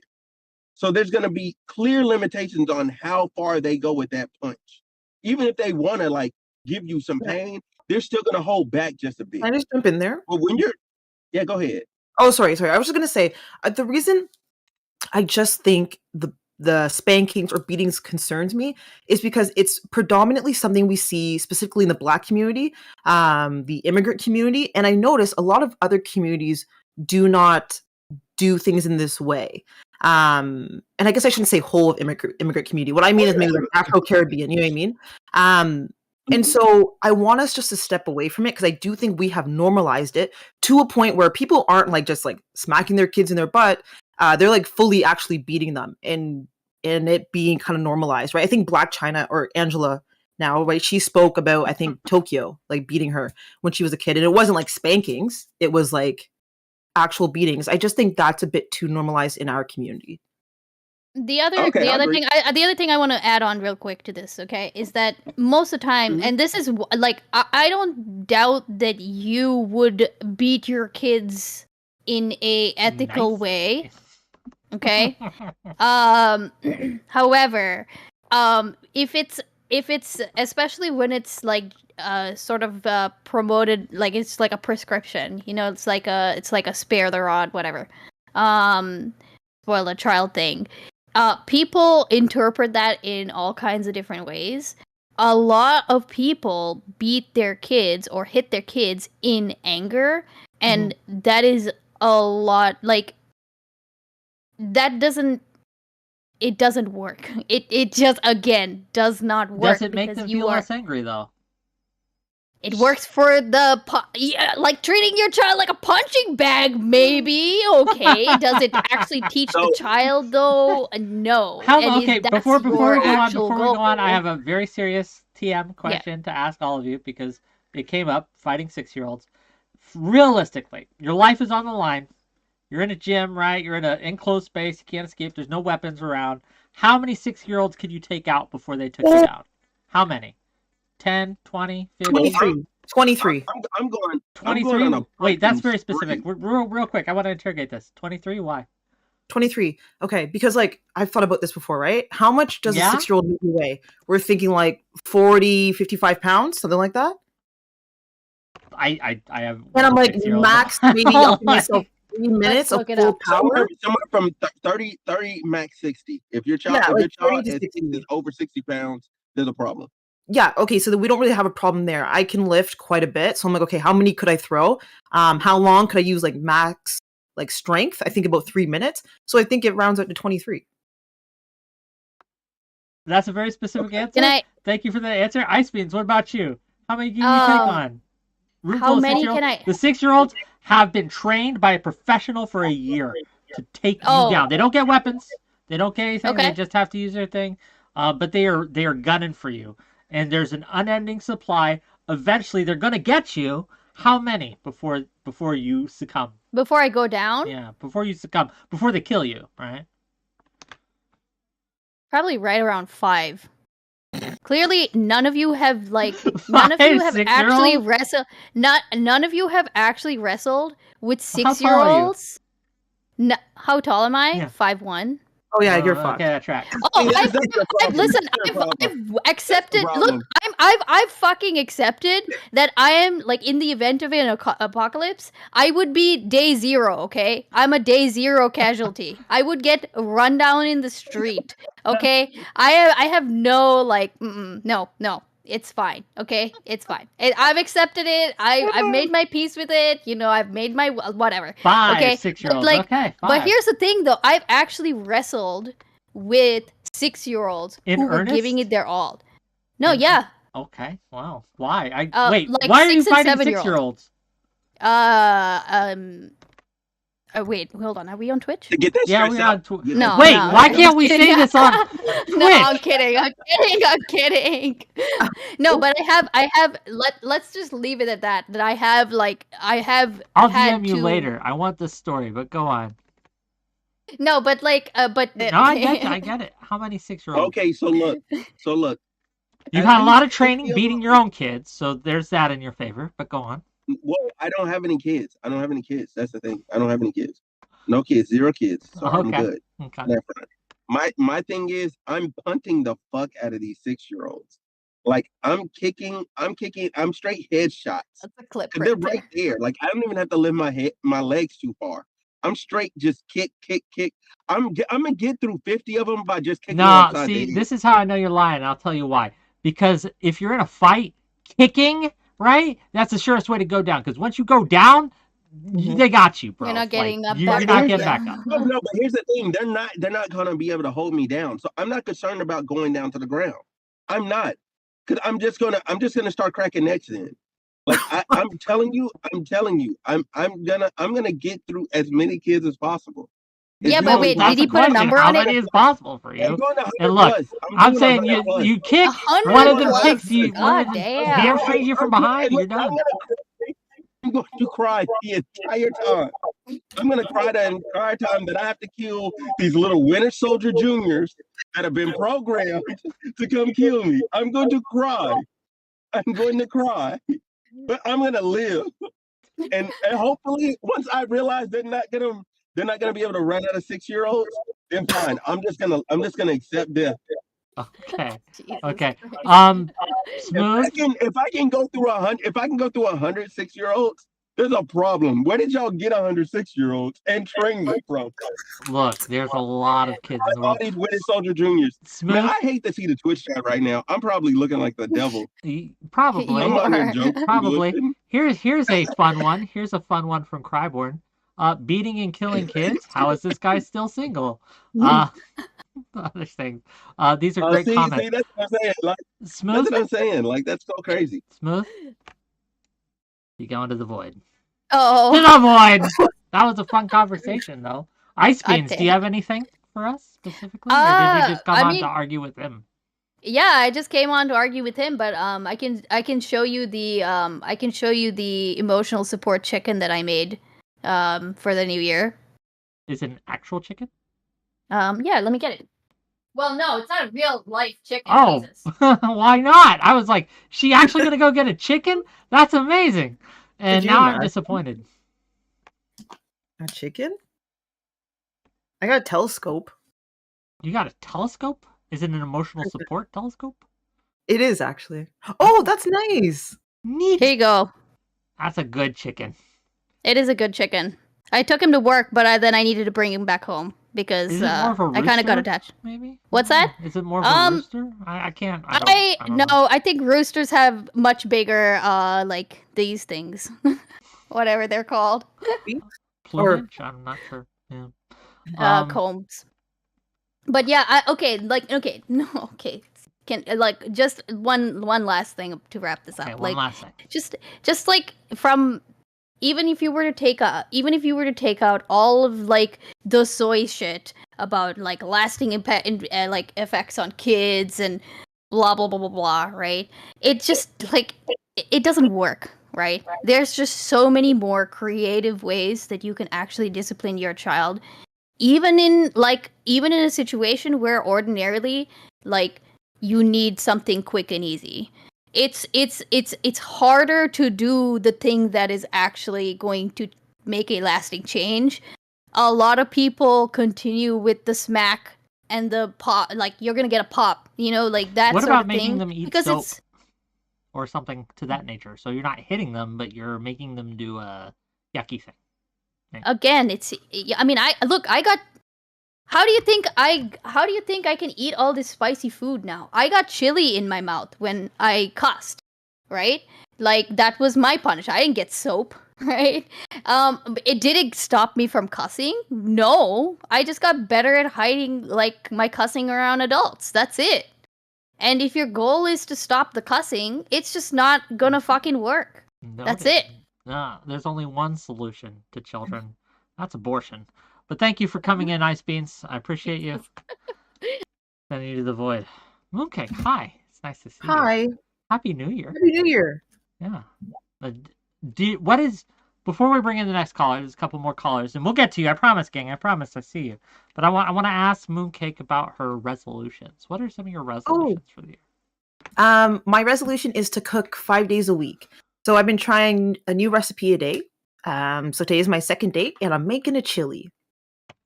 Just a generic chili? Is there cheese in the chili? Like, Of describe course, this chili. Come on, tell us a little bit about this chili. Okay. So the chili, it has like tomato paste, crushed tomatoes, red kidney beans, ground beef, of course, and then all the seasonings, tomatoes, peppers, onions. Oh, and then I bought cheese and sour cream, but then I also bought like nacho chips, so I can also like dip it in the chili. I'm gonna be having a good night. Like, what about Fritos? You ever do the Fritos? Frito things? What the hell are Frito? Wait, you don't know what a Frito is? What the hell is a Frito? Okay, hold on, gang. Hold on. Pause for a minute. I don't know if you're trolling me or not. Is a Frito like? You don't know what a Frito is? Hold on. A Frito? I'm sending you a picture of a Frito. Fuck is a Frito? I can't believe you don't know. Hold on, let me DM you a Frito. Okay, give me a second. Like a tortilla chip? I just click on the link. It's a Frito. Do you not know what a Frito is? Oh, like a chip, like a tortilla chip.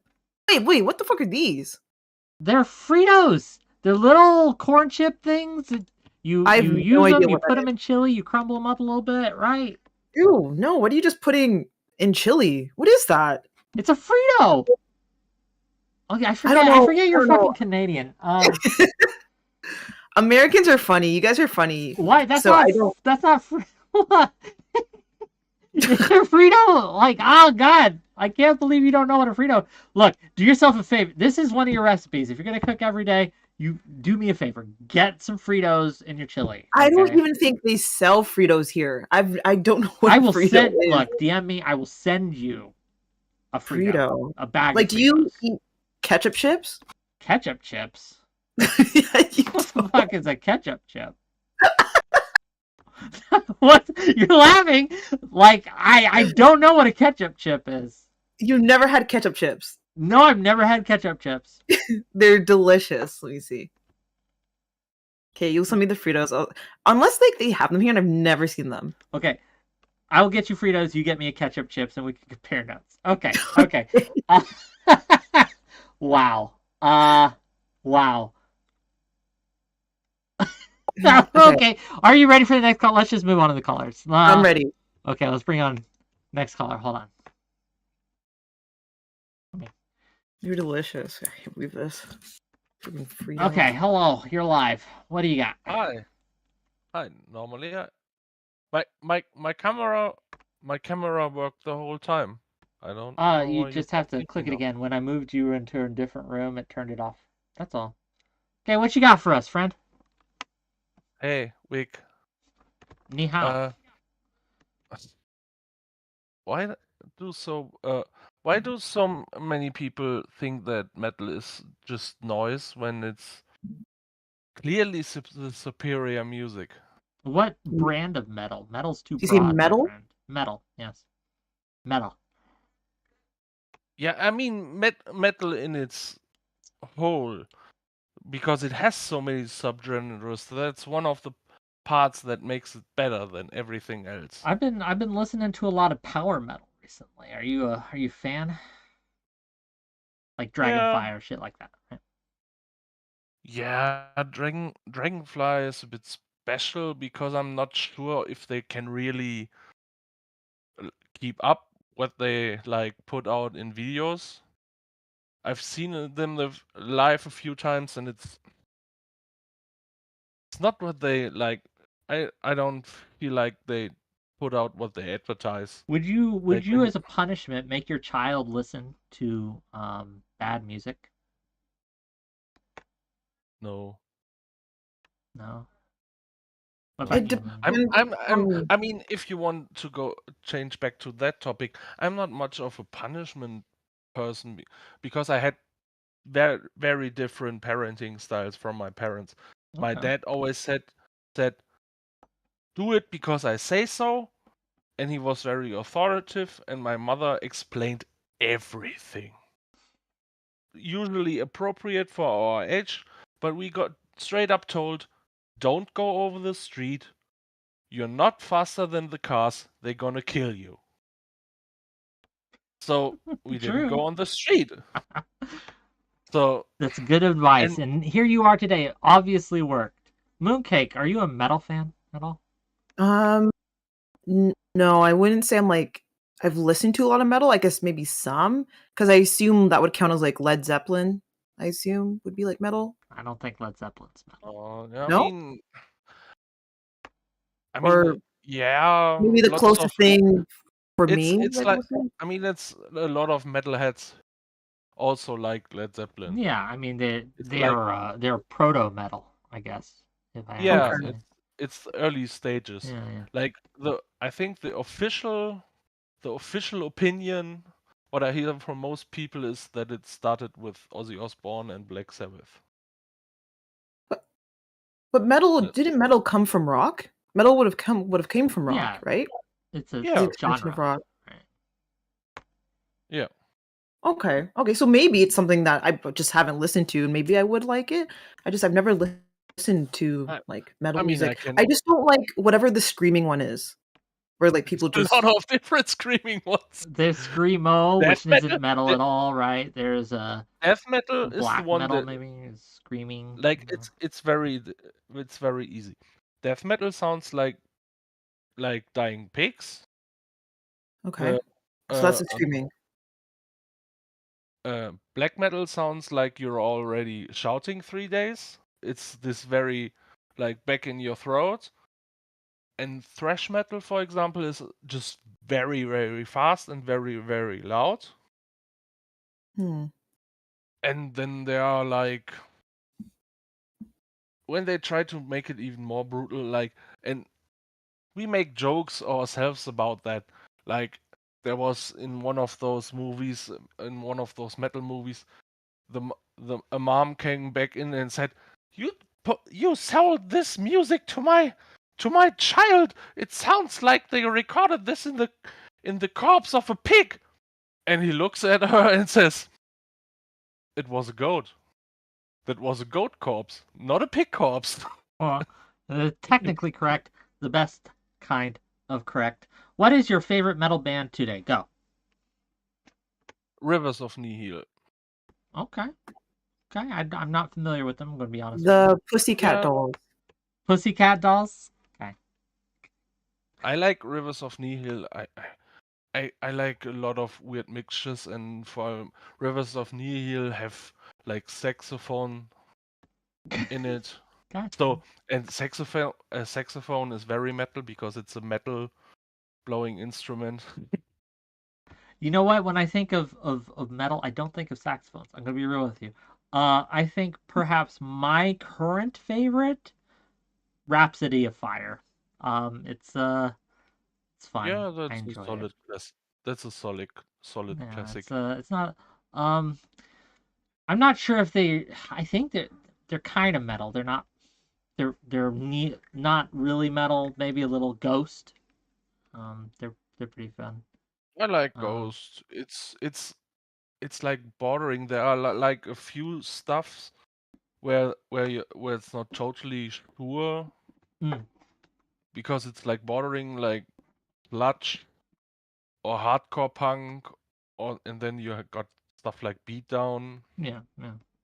Like a lot of people already think that mosh pits are hard and don't understand what that is. And beatdown is a type of music. Like the whole music video is just of people with broken noses because they actually started brawling in front of the stage. Like it's like hooligans that meet each other. It's like hooligan music. They meet each other in front of the stage and beat each other up. The There you go. music is solid, but I'm not much into beating people up. Like I prefer the mosh pits where it's like, I mean, and I from what I heard, mosh pits here in Europe are very different from those in America. Like it's one of my favorite things. Like you have Wacken with like 130,000 people, and like you have 20,000 people in front of the stage, and 1,000 people are doing a circle pit and running in a circle, and someone loses their glasses, and somebody shouts, and all 1,000 people stop, look for the glasses, pick the glasses up, and then it continues. That's what. Not so in America, friend. Not so in America. Yeah, I heard that it's not like that, but here it's like that, and I think I prefer that. Okay. It's very nice. Like we have women, small women. You have women. We have women here in America too. That's crazy. No, I mean we have in the mosh pits. We have small women. Oh, Like I think I'm not good with the do they feet come thing. with the wash pit like naturally, or do they spring up? Right, like do they grow? The I mosh think pit they happens, spring- and then the I small think they women jump in They jump in like from a plane, or sometimes. Often Sometimes. they jump from the stages on smaller concerts. You can Okay. just go on the stage and then they jump Well, my onto friend, the crowd. thank you for calling in, and we'll see you later, buddy. Yeah, nobody challenged me. That's so sad. Sad indeed. I'm so sorry, Whick. I didn't know anything about death It's metal okay. music. I understand. I'm not a metal expert myself, but I like different kinds, right? Of I like to explore genres of music. Oh, Hmm. do you listen to Suicide Boys? Is that metal or is that like? I've never heard of them, Mm. so maybe I don't know. One of the most embarrassing things I ever did. I was just out of high school, and I was living with some people, like in a roommate situation, and one of my roommates was trying to like get to know me and stuff, and he referenced a band. Do you like this person, right? And I was like, oh, I've never seen any of the movies they've been in, but I think they're pretty cool. I pretended to know who they were, not knowing who they were. And they looked at me funny, and we weren't friends, right? But I was very embarrassed. And it taught me a lesson, though. Don't make shit up when you don't know what you're talking about. So it's good that you didn't try to, like, just make shit up. Okay. No, yeah. Well, thanks for that story. I would have burned the apartment to the ground, but that's just me. Well, if you were me, or if you were the other guy? If I were you, I would have literally, from embarrassment, just set the apartment on fire. I'm good at compartmentalizing my emotions and setting them to the side so I don't have to deal with them for a while. Something that I was learned at an early age. But no, that's fine, right? It's okay. When I was in elementary school, at the like major assembly, I tried to break dance to Calendar Girl. It was like this French song, and they recorded it. And yeah, that was really I hard want to to live see this recording. That was really You have it. really I hard know to you live do. through. I can't break dance. Let's just say that was something we Neither learned. can I. Something we share. Are you ready for the next caller? Yes. Okay. Great. Hello, you're live. Great. Give me a moment to turn on my camera. Well, it's very bright, but we like it. It's nice, sunshiny Should personality. fix itself. Happy New Year. Oh, Yeah, Happy New Year. Yes, Happy New Year, Whick. So this is my first time on the stream with you. But I've been a listener for a while. And I should note first, just to all the viewers, if you're out there and you haven't followed yet, what are you doing? If you're on YouTube, why haven't you clicked that like button? Like, come on. Are you, oh my goodness. Just trying to be your number one, caller. Come on. Get the bonus points in early. Actually, But I am here for an important conversation, and Mooncakes, I will be dragging you in on it. Whick, I think that we need to work out what the community is going to call itself. What do you mean? We have a name. We are the Whickers. Oh, I feel like we can come up with something better right now, right here. And my recommendation is the Whicksters. Yeah, but that sounds lame.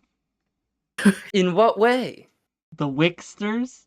The Whicksters. Whicksters is look, I'm 40 years old, and that makes me feel old to say the Whicksters. Okay? We're the Whicksters. Well, then gang. it sounds like it's perfect. mhm. No. Sounds like it's... Not Okay. at all. What do Okay, you but think? you- Okay, hold on. Let's ask Everybody Mooncake. heard Whickers and was like, "This is a problem. Like, we can't just join Wait, into somewhere." raise like, your "Hey, hand yo, in what chat. up, what up, Raise my your hand, Whickers?" or if you're on the call, raise your hand if you thought Whickers was a problem as a name. Okay, you, the whitest person in this call, okay, I want to make that clear, True. thinks that that's a problem, but you're the Just only because of person the who thinks lighting? that's a problem. Here, if I turn off my lights, then I'll be the darkest person in the call. Don't do that. Yes, as in the movie Wicker Man, indeed. Or But any other number of things, like it could be Wicker or Wicksters, as in like tricksters. It could Yeah. be I'm trying. It sounds I like the other ideas though. Like Wickers is okay, but if someone replaces a certain letter in that, you're gonna be 1 foot away from. And that's literally what everyone said as soon as you. no, Whick you'd was have like, to "We're going replace more than just one letter. Otherwise, you're just saying the British word for panties, right? Don't get your knickers in a twist. That's what it is, right? Hold on. Let's not do this thing. The N-word is bad, and I wouldn't say that. It's a slur. I would never say that word. But just because it shares syllables or it sounds remotely the same doesn't mean it's the same word. And let's stop pretending like it is, right? I'm not pretending that it is. I'm just worried that I'm like people are going to mistake what I've said.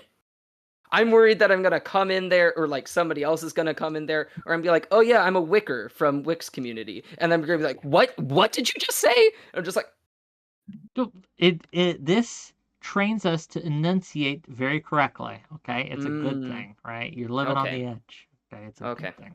Are you also going to pay for everybody's speech therapy for the people who aren't? I'm not gonna pay a damn red cent. And gang, if you like this content and you'd like to pay me, because if you pay me enough money, I will change my name. But I do have a question. Go ahead.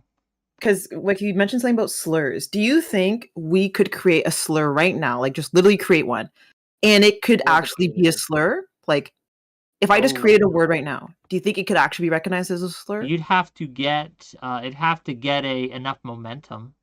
Yeah. But so if I just right now said like, I don't know, like let's think of one about white people because you can't get canceled for those ones. Let me think. No, please give us your best slur. No. Why not, Mooncake? My best slur. We won't be offended, I guess. We'll just preface it. Maybe a male monkey. How dare you? A male monkey? Okay. Yeah. So how dare you? I don't know. You don't say that. I think the best white people slur I've ever heard. Is that like a real slur for do white people get offended? I'm not stuff. Offended, but this is good stuff. If you call me anything, even if you just use my name Whick, and you do it with the intent and hate in your heart, that can be offensive. even more offensive than just a real hard slur or anything. At least to me, right? Like, it's all about intent. Like, I can make, and this is why censorship really doesn't work, because eventually they'll just use different words to mean the exact same thing. No, you're actually right about that. And Like, we see this, I think, happening with anti-Semitism.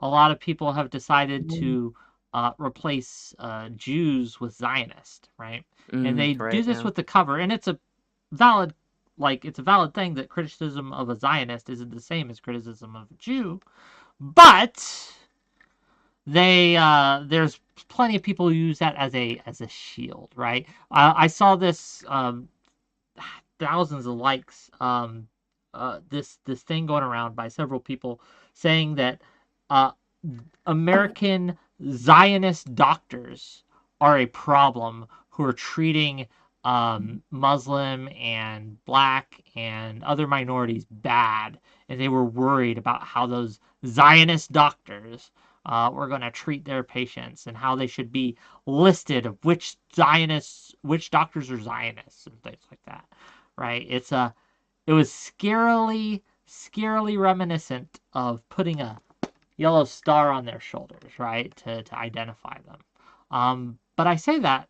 to say that any kind of word can be used to be a slur. So yes, to answer your question, Mooncake, we can make up a slur. It would take a while to get going, and it would need some... we'd have to make it popular enough that a lot of people agreed that it was a slur. True, it has to be popular. It has to be popular. That's the key for any slur. That's why, everybody's favorite it's because of the popularity. Oh. Right? Is that your favorite slur? What's your favorite slur, sir? My favorite slur? I really don't use any. Going back to like the punishment stuff, my parents really worked it out of me, Like, did they it beat wasn't... you? No, not beat me. No. So, hey, doesn't use slurs. Maybe we shouldn't beat our children. Maybe not. You mentioned being a long-time viewer. Quick question: what's your favorite show I've ever done? I'm like a passive viewer. I wouldn't say like long time. I tried to put it in parentheses at the beginning, but I don't think I did. Or parentheses, quotation marks. Sorry. I think I've been around for maybe 6 months max, if even. Okay, well, in those 6 months, do you have a favorite show? So what got me on Okay. was your interview alongside with President Sunday, talking about the Mr. Girl stuff. So that was like really great. It kind of like showed me your character and what you were trying to do with the channel a lot. And I really enjoyed that. And then I kind of like, hopped around, stream every now and then. Unfortunately, that's a very inconvenient time for me. I work almost every single evening because I'm in school. Not willing to quit your job to watch my show. I know. Seems it's like unfortunate. You're not a fan. In school. But I am here. And I did recommend that everybody like the stream, which they should do or follow if they haven't already. And I'll say it as many times as I need for you to change what you're going to call the community. That's all I'll say. Money talks, my friend. Money talks. With a big enough donation, all things are possible. Pumpkin, probably. Thank you for calling in. I hope you tune in to the shows this week because we got some bangers coming up for you. Tomorrow we're going to talk about women in the draft. Thursday we're going to talk about AI art. And on Friday we have No Opinion coming on to argue with some Houthi defenders. That should be fun as well. But for now, going to the void. Wick, we should have also talked about women in the draft, even if it was just like... We can right now. I mean, you are live on my show. We are here to talk about women in the draft. If that's what you want to talk about, we can. Yeah, I'm like, okay, well, my position is that I'm just like against it.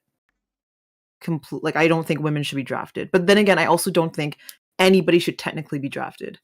Sure, but you think women more so? Yeah, definitely. Interesting. 100%. There is still room on tomorrow's show if you are available at 6.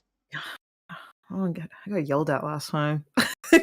Last time it like spiraled. Remember? Last one I do, but it was good content.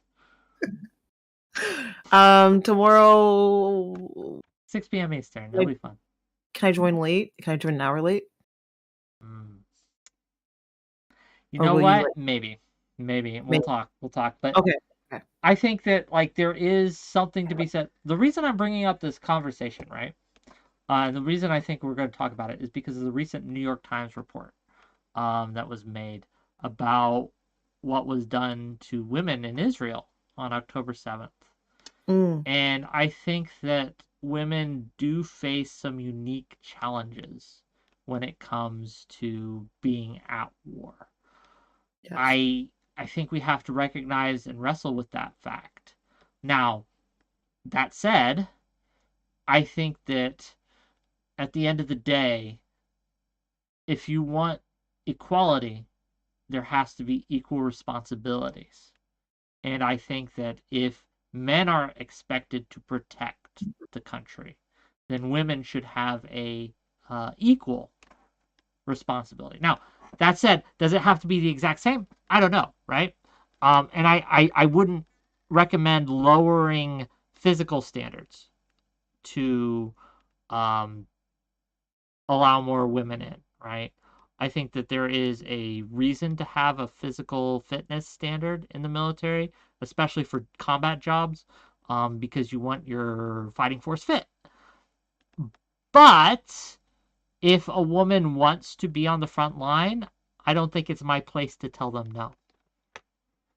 Yeah, so I actually agree with you 100%. Like, I think there should be a choice. The reason why I don't think the drafting makes sense is because the military, at least I believe in the United States, less than 11 or 10% are women. The majority are men. In that case, it's like more men are obviously wanting to be in the military. Women also, I think it's like less than 5% actually do like the hand-to-hand combat. They're mainly working other positions as well. Also, you have the problem of, God forbid, I think we spoke about this a little bit, but like if we have mass deaths of women, that is very, very bad. Just for society as a whole, right? It's going to impact our population. Birth rates. Yes. Yeah. So like, for example, after the war, when you had the baby boom, right? Everyone was like, oh, now we can finally have kids. But if we come back from the war and there's not enough women to have those kids, we're going to be in more of a problem, right? Economically. Also, I was trying to find online, but there's no facts that would indicate that drafting women would actually make it better for the military. Right now, the military only drafts 18 to 26. So men over the age of 26 aren't going to be drafted into I'm safe, a war. gang. I'm safe, right? But there comes a point, like if we had an actual like look at Ukraine, for example. Ukraine lets its women fight on the front lines. Do you think that's a good thing, a bad thing, a neutral thing? Like, what are your thoughts on that? They let women fight on the front lines? Ukraine? Yeah, there are women fighting and dying right now. Yeah, I think if women want to sign up for the military and they want to fight on the front lines, sure. I think there's no problem with that. But the drafting, I'm totally against. Interesting. Because I'm not sure if Ukraine drafts women yet, but there will come a point if the war drags on long enough that they might. And do you think that would be wise? No, I don't think that would be wise. I once again think, like, as we all know, men are usually stronger than women. Like a majority, at least, like emotionally, at least. Yes, go on. Physically wise, so it would make sense for them to be like fighting on the front lines in that regard. Once again, if we just send everybody, who's gonna like keep the factories going? Are we gonna send the children back to the mines? Like, I just think these are things we need to consider. What about but like the moms? If you were in a existential crisis, like Ukraine is in an existential crisis right now, is there a point where you think, okay, we just have to? No. No, I think that if you get to that point, it means you've already lost, and you should just accept defeat. If you need to send and draft women, you would surrender and let Russia take you over rather than draft women. Who is going to raise the kids? Like, so if you have a mom, let's just say she's 25, she's got 4 kids, and we're just gonna send her. That's it. There's no mom. There's no dad. And they both die. We just made them orphans. Well, do you think that's better or worse than them living under Putin's Russia? But they're not running out of people. Putin is actually having the worst crisis right now, isn't it? Their economics are so bad because. Let's be clear. Russia isn't having a good time. But no, Ukraine... I mean, like, there was an article that came out about the workforce, right? Because too many of like they're having some issues with their fighting force as well. But Russia is, at least population-wise, far and away in a better position than Ukraine is. Yeah. Ukraine, they're like Ukraine all the way, right? But we have to recognize that they are struggling in a population sense, right? They're trying to keep their numbers up, and yes, they're winning in the numbers game, as in they're killing more than they're getting killed. But just from a simple math perspective, Russia has more to lose people-wise than Ukraine does. Oh, do you mean like Ukraine has more to lose? Sorry. No, Russia has more that they can lose. Oh, okay. I see what you mean now. Right? They can take more. They can suffer more losses numerically than Ukraine is. But then, why wouldn't like neighboring countries also send their troops to help Ukraine? Oh, I think we should that. There's a big reason for that, because that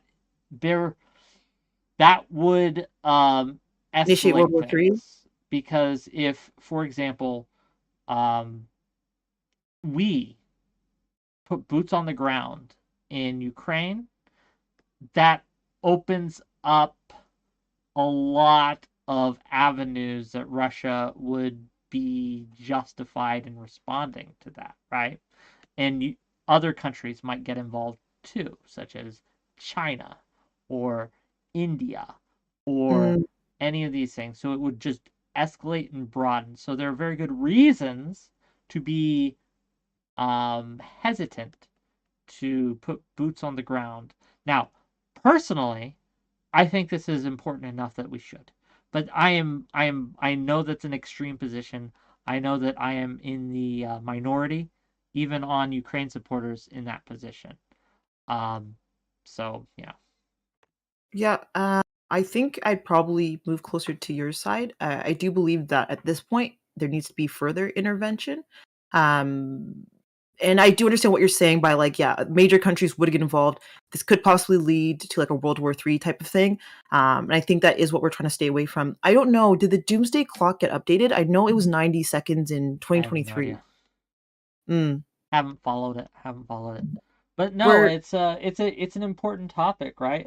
It's I think very relevant given all that's happening in Ukraine, all that's happening in the Middle East right now. What responsibilities should we shoulder onto women that men have traditionally been the sole caretakers of? But what I don't really understand is like, it's men who also like created the draft. So is this not issue with men themselves? Like, they created the draft to only draft men. Yeah, but at the same time, is that a good thing? I don't know if that's true. Like, I think that just because men were the ones that decided to protect quote unquote women from the armed forces and not let them in, I don't know if that adds validity to keeping it that way. I think that there is a good argument to say that, hey, especially in the modern sense, right, where physical strength is still important, but it's not nearly as important as it was before. Being able to carry and use the gear that you need to effectively fight is something that some women are capable of doing. Like, they are capable of meeting the fitness standards that would be required of them. And so, but like, go ahead. Sorry, for example, I don't think there's ever been a woman that's completed the test for the Navy SEALs. Has there been? To your knowledge? I don't Navy think so. SEALs are such a small part of a modern fighting force, right? I'm also just showing you an example.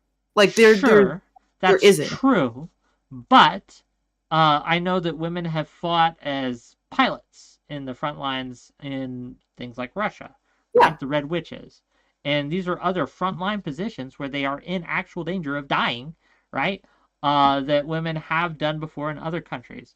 So there is an argument to be made that this But should be expected if we are going my to expect men to do it in the capacity that they are able and that they are fit for.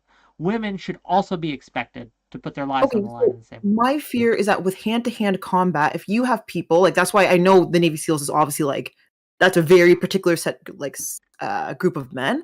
But I'm just showing an example that a woman has never been able to complete the test to actually become a Navy SEAL. If you have men like that in other countries, right?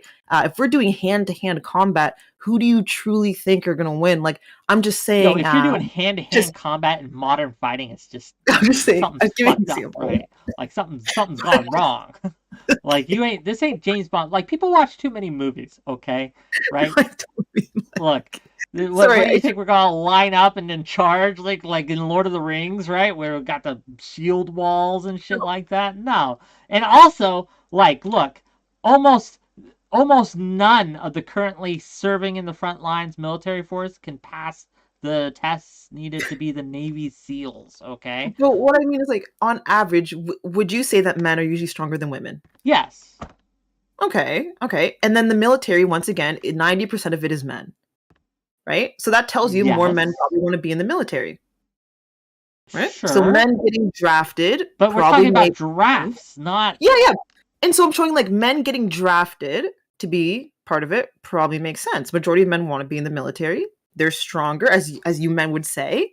So why wouldn't you draft them to protect the country? That would be a man's duty. we Would that not draft be like them too, right? But we are look, currently the military right now in America is how and this is important to you Canadians too because you rely on our military to protect you too. You're welcome, by the way. You can thank me later. We are in a crisis. We're not able to meet the quotas that we have, the demands of the modern force. We need more people, right, to join the military. And they're just not. And there are a rash of people unable to meet the physical fitness requirements. does China Men draft and women? women, right? Does China draft women? Just curious. China, I believe it does. I'm not 100% certain, but yes. No, I'm pretty sure that women do serve in the Chinese military forces. I'm sure. I was just curious because I didn't know if this was like because I know they have one of the other. It's competing right with the American military, like numbers wise. They have, I think, in terms of size, they have more than us, but that's a very World War II kind of approach to modern warfare. Numbers matter, but it's technology that is going to be the decisive. 100%, but if we're being honest, China has the technology. Like China is No, it doesn't. not. They're one of the leading manufacturing countries.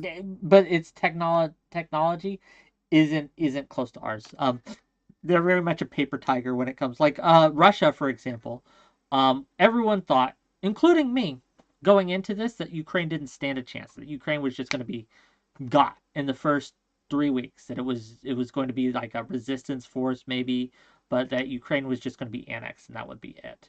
But Russia showed itself to be, in a large way, a paper tiger.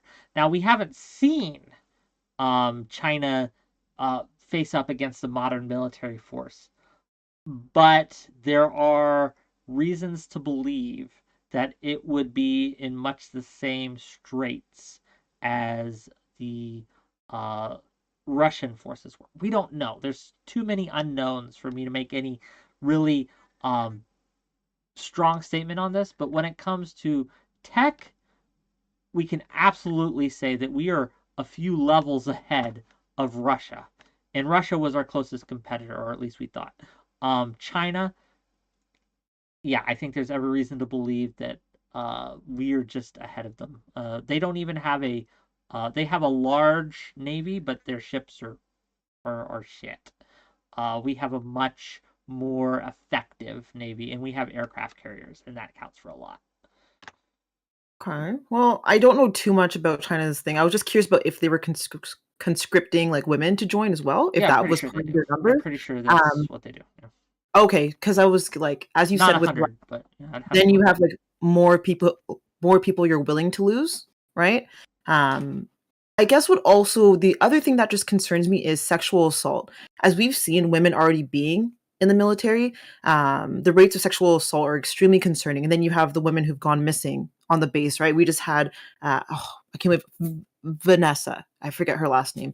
I think that's something we would have to consider as well when we are thinking about drafting. People are savages, and we know that. And I think we could be putting a decent amount of women in a lot of danger as well. Come on the show tomorrow. Come on. 6 o'clock. You can make it. I'm sure you can. It'll be fun. We got some people to argue against you. Do it. Do it, Mooncake. Yeah, people will be like, oh, friggin', she crazy. You have 𝕵𝖎𝖎 on your side. You got 𝕬𝖎 and you got Ali on your side. I told you I'll try. Like because my work, but I understand. but no, yeah, that's kind of where I stand. Just like, I don't know. I feel like it's a man's duty, but when you say that, people are like, oh, they expect everything out of men. Duty. Well, what's a woman's duty then? I don't know. I feel like men like 60 years ago, they'd be like hardworking, family values, willing to sacrifice what they need to sacrifice. I don't know. Now it just feels like I don't want to do anything. Okay, well, I'm asking you what you think a woman's duty is. If you think that's a man's duty, fair. What is a woman's duty? I think a woman's duty is to provide and support. That could be like mean? So we have a very clear instance of what you think men should do, right? Men should go in and put their lives on the line and protect, be defenders, right? Physical defenders. What about women? It depends, right? Like, so I do, but you know this about me. I'm more of like providing a stable home. So that kind of means like, which is great for your spouse with the kids. What does that have to do with the country or the nation? Let's take care of the nation's children. Okay. Isn't that like an important aspect? Taking care of the nation's children. Again, men are expected to defend you, even though you're not part of your family, right? You're just part of the nation. They're protected the nation, right? Not you specifically.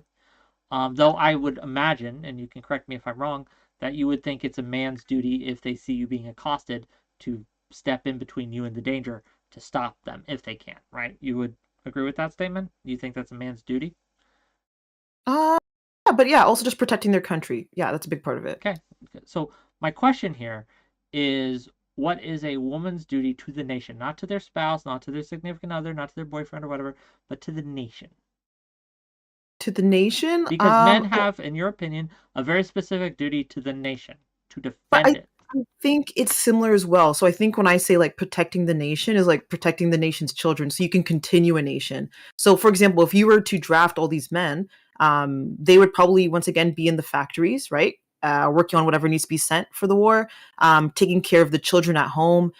Maybe what's it called? Like when you just like you help out at like a soup kitchens, like things like that, like volunteering. So you're still doing a bulk of the community things that you need to do at home to keep society moving while all these people are away. Kind of what they did in World War I and World War II.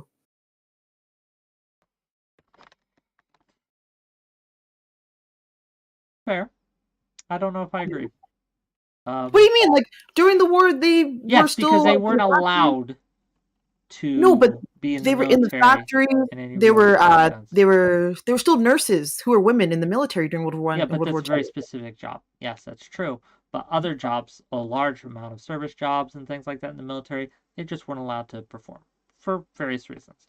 So yeah, and I think women that were by necessity, and we can go through how letting women into the workforce proper, they've always worked, right? There were always women in the workforce, but letting them into the factory setting and things like that really did change the game for women's rights. However, we don't live in that world anymore, right? We don't have that big of a struggle. There are discrepancies, but they're not nearly the same. So given, at least in the Western American Canadian sense, we don't live in that world, right? Mm. Why could a man not just stay at home and the woman go and even if it's not fighting on the front lines, even if it's just being a cook or doing another service job or something, right? I guess you could, but most of the time, women are just like the homemakers, right? They're usually the people who are home with like the kids, raising the family, helping them with homework, stuff like that. So I think it would make sense if you're always there with your child to be the person at home. So I feel like it would make sense for the men to usually leave. Men are the ones who are still, I think, what was it? I'm trying to think of this statistic. Who are what? They usually bring in the most amount of money, right? Like that's why they allow some people to be a stay-at-home mom. That's changing. That's Yes, in fact that's in some causing a lot of communities. issues because a lot of women still they want to date someone who makes more than them or the same as them, but because women are making more and more and more, that is sidelighting a lot of other potential mates that a lot of women have. Do you So think it's like a lot of women doing that? I don't think it's like a lot of women who are dating either within their thing or higher. I think most women date within their. I think most people date within their class, right? Well, yeah. But I think women absolutely are dating generally up economically. They date someone who is either at their So level economically or up. That's generally. I think that's true. how are Yeah. all these poor dudes having kids then? Because Like, there's a lot of poor women. So they're just dating each other. A lot of the poors are, yeah. Yeah, okay, so there's no issue with if some women date. Again, we have upward mobility in America, at least. I don't know about Canada. And so more and more and more women who are middle class and above are having troubles finding a mate, right? This is a women problem, right? That women have written about and talked about. I wonder if it's because, like, in a way, at least when I was a kid, it was always kind of said like, "Oh, your husband will take care of you," right? Like find someone that will take care of you. And so I think as some women get older, it's like, "Oh, I still need to find a man who could take care of me." Take care of us, men. I think we should reverse the rules. Okay. No, can I be honest? Men act like children. So for being honest, we're already taking care of you. Are you? Keeping you alive. Yeah, we're keeping men alive. Oh my gosh. You're sending us to war. You're literally advocating on my show to draft us into war, to send us to the front line so that you don't have to go. How are you protecting us? That is different, okay? Is it? If we didn't tell men when to go to the doctor appointment, when to go to the dentist, when to do anything, they wouldn't be alive. What? No. That's not how that works. They wouldn't be alive. How many men have you saved? Too many. Fair enough. That's a good answer. Okay, that's a good answer. I promise you, though, that if we're talking about people acting like kids, okay? I'm getting an echo, by the way, from your... Oh. I'm sorry. Take your time. Are you still getting it? Yeah, a little bit. Hold on. Yeah, I'm still getting the echo. Shit. Okay, once again. Okay, gang, technical difficulty. Gang, this is a call-in show, and we have time for maybe one more caller. So if you're there and you're thinking these people are crazy, and I want to call in, gang, you can call in. You hit that exclamation point Discord. You click on the link and you jump backstage. Here, let me put the link in the YouTube chat too. Yeah, but you just click that button. And you jump backstage. Anyway, hopefully Mooncake has fixed her stuff. We'll find out. Hopefully here in a minute.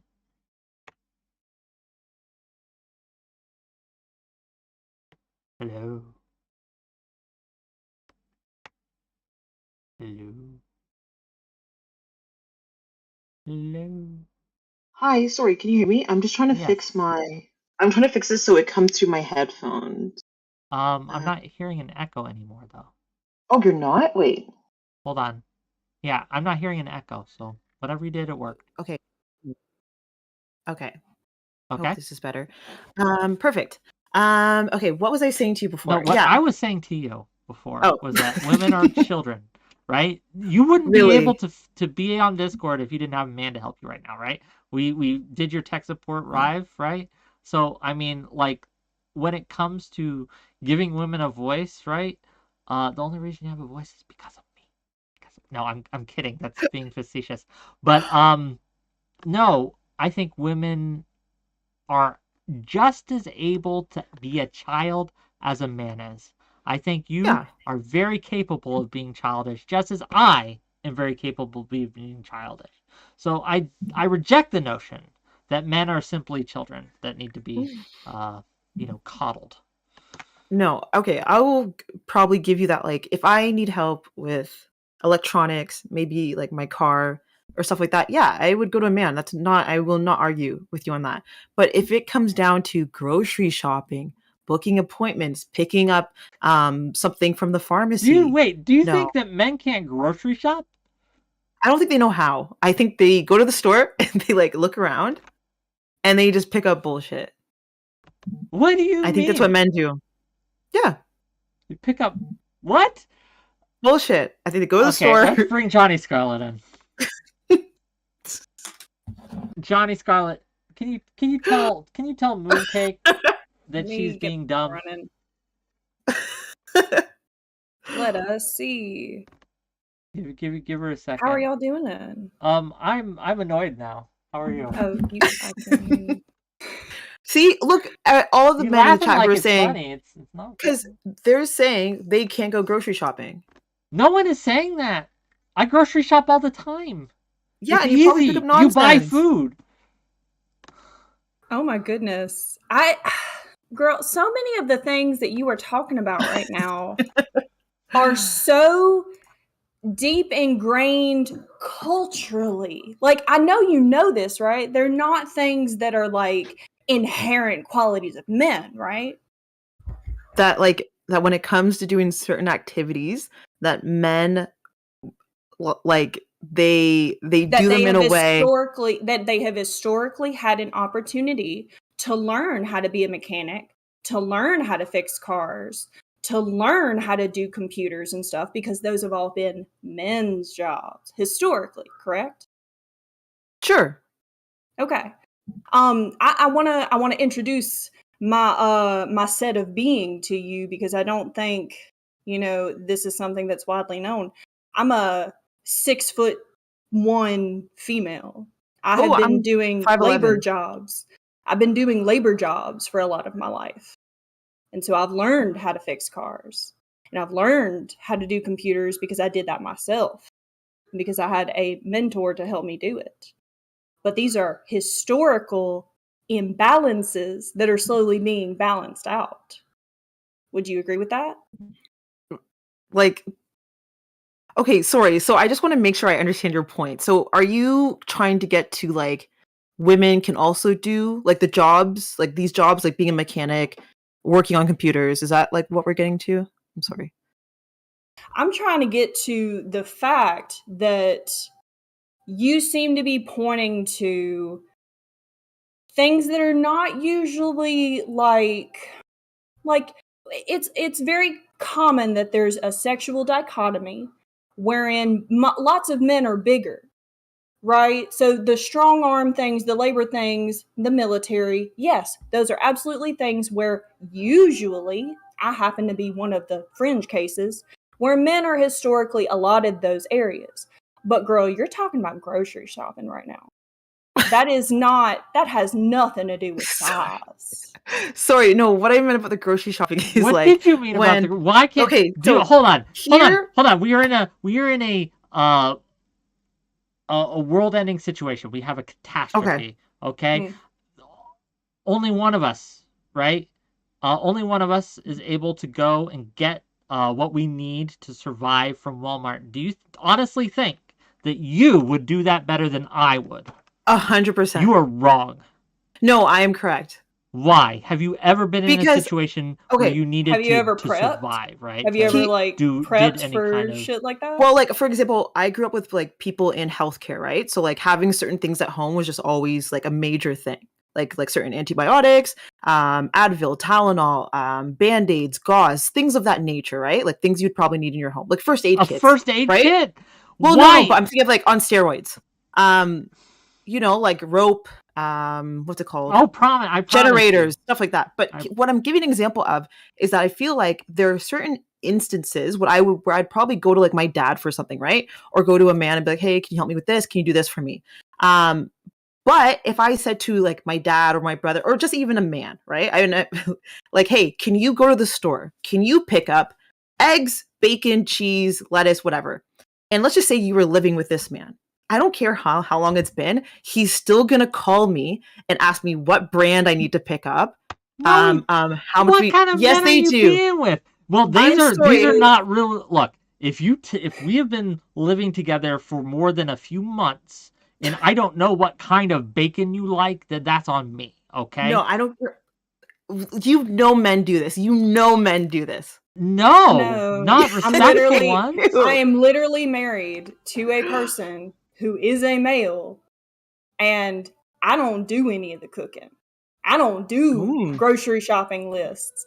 I feel like what you are pointing to is cultural competency issues, because we have historically said in the past 50 years, because human beings have a very short historical attention span. In the past 50 years, since shopping malls have become a thing, since people have been able to drive because cars were invented, hold on, Christina, calm down. We have taught women to do grocery shopping, and they have passed it on to their daughters. What makes you think that if we did the exact same teaching methods with a male, they would not do the same? I don't know. I don't know if it's like, I feel like they remind me of like a kid who just wants to play sports, or a kid who just wants to go outside and do shit, okay? Yeah. If they get distracted by something in the store, like if there's a ball in the store, they'll get distracted by that ball and they'll hang out. Do you want to compare the rates of ADHD between men and women? Do we want to do that? We can. We can. We can. I promise it's not going to go well for you. Mm-mm. And so what we're talking about getting distracted. I did. Take Crusade, I did say pick better men. I did say pick better men. Pick different men. So teach your sons how to grocery shop. Yeah, they can. But no, I don't think like what I'm saying is crazy. I feel like a decent amount of men just don't know how to do simple stuff, but they can do other things. Not to say they don't have other great skills. What can men do better than you? Oh my gosh, I call men all the time. Work on my car, fix my computer, help me cut the grass. Why don't you learn how to do those things? No. I listen. I have no problem doing the cooking and the cleaning. So weaponized like incompetency. What do you mean? Weaponized incompetency is something that's usually thrown at men. However, women tend to do it too. It is a trait of toxic femininity, wherein you feel that you do not have to do those things because there will always be a man to do it. But here's the thing, at least for the men in my life is what I noticed. When I ask someone to bring up a dresser, right? It's two men. They feel like they accomplished something. Like they brought up a dresser for me. They did something. And then I can make like a dinner for them. Do whatever like that for them. Like I think there are exchanges in between. Why don't I let you carry the dresser and I'll make you something, okay? You can carry the piano up 2 flights of stairs and I will make you a nice chili with Fritos. Okay. I guess it depends on how you're raised, right? For my family, it's very traditional, right? The men usually help with this, and the women do this, and that's what I enjoy personally. It's a competency issue, and yet you're pointing at it like it's some kind of DNA ingrained shit. I do think it has kind of been ingrained. For example, why are mothers, right? Why are most women going into nursing? Because they have uteruses. No, but I'm saying, why do they mostly go into like nursing and things like that?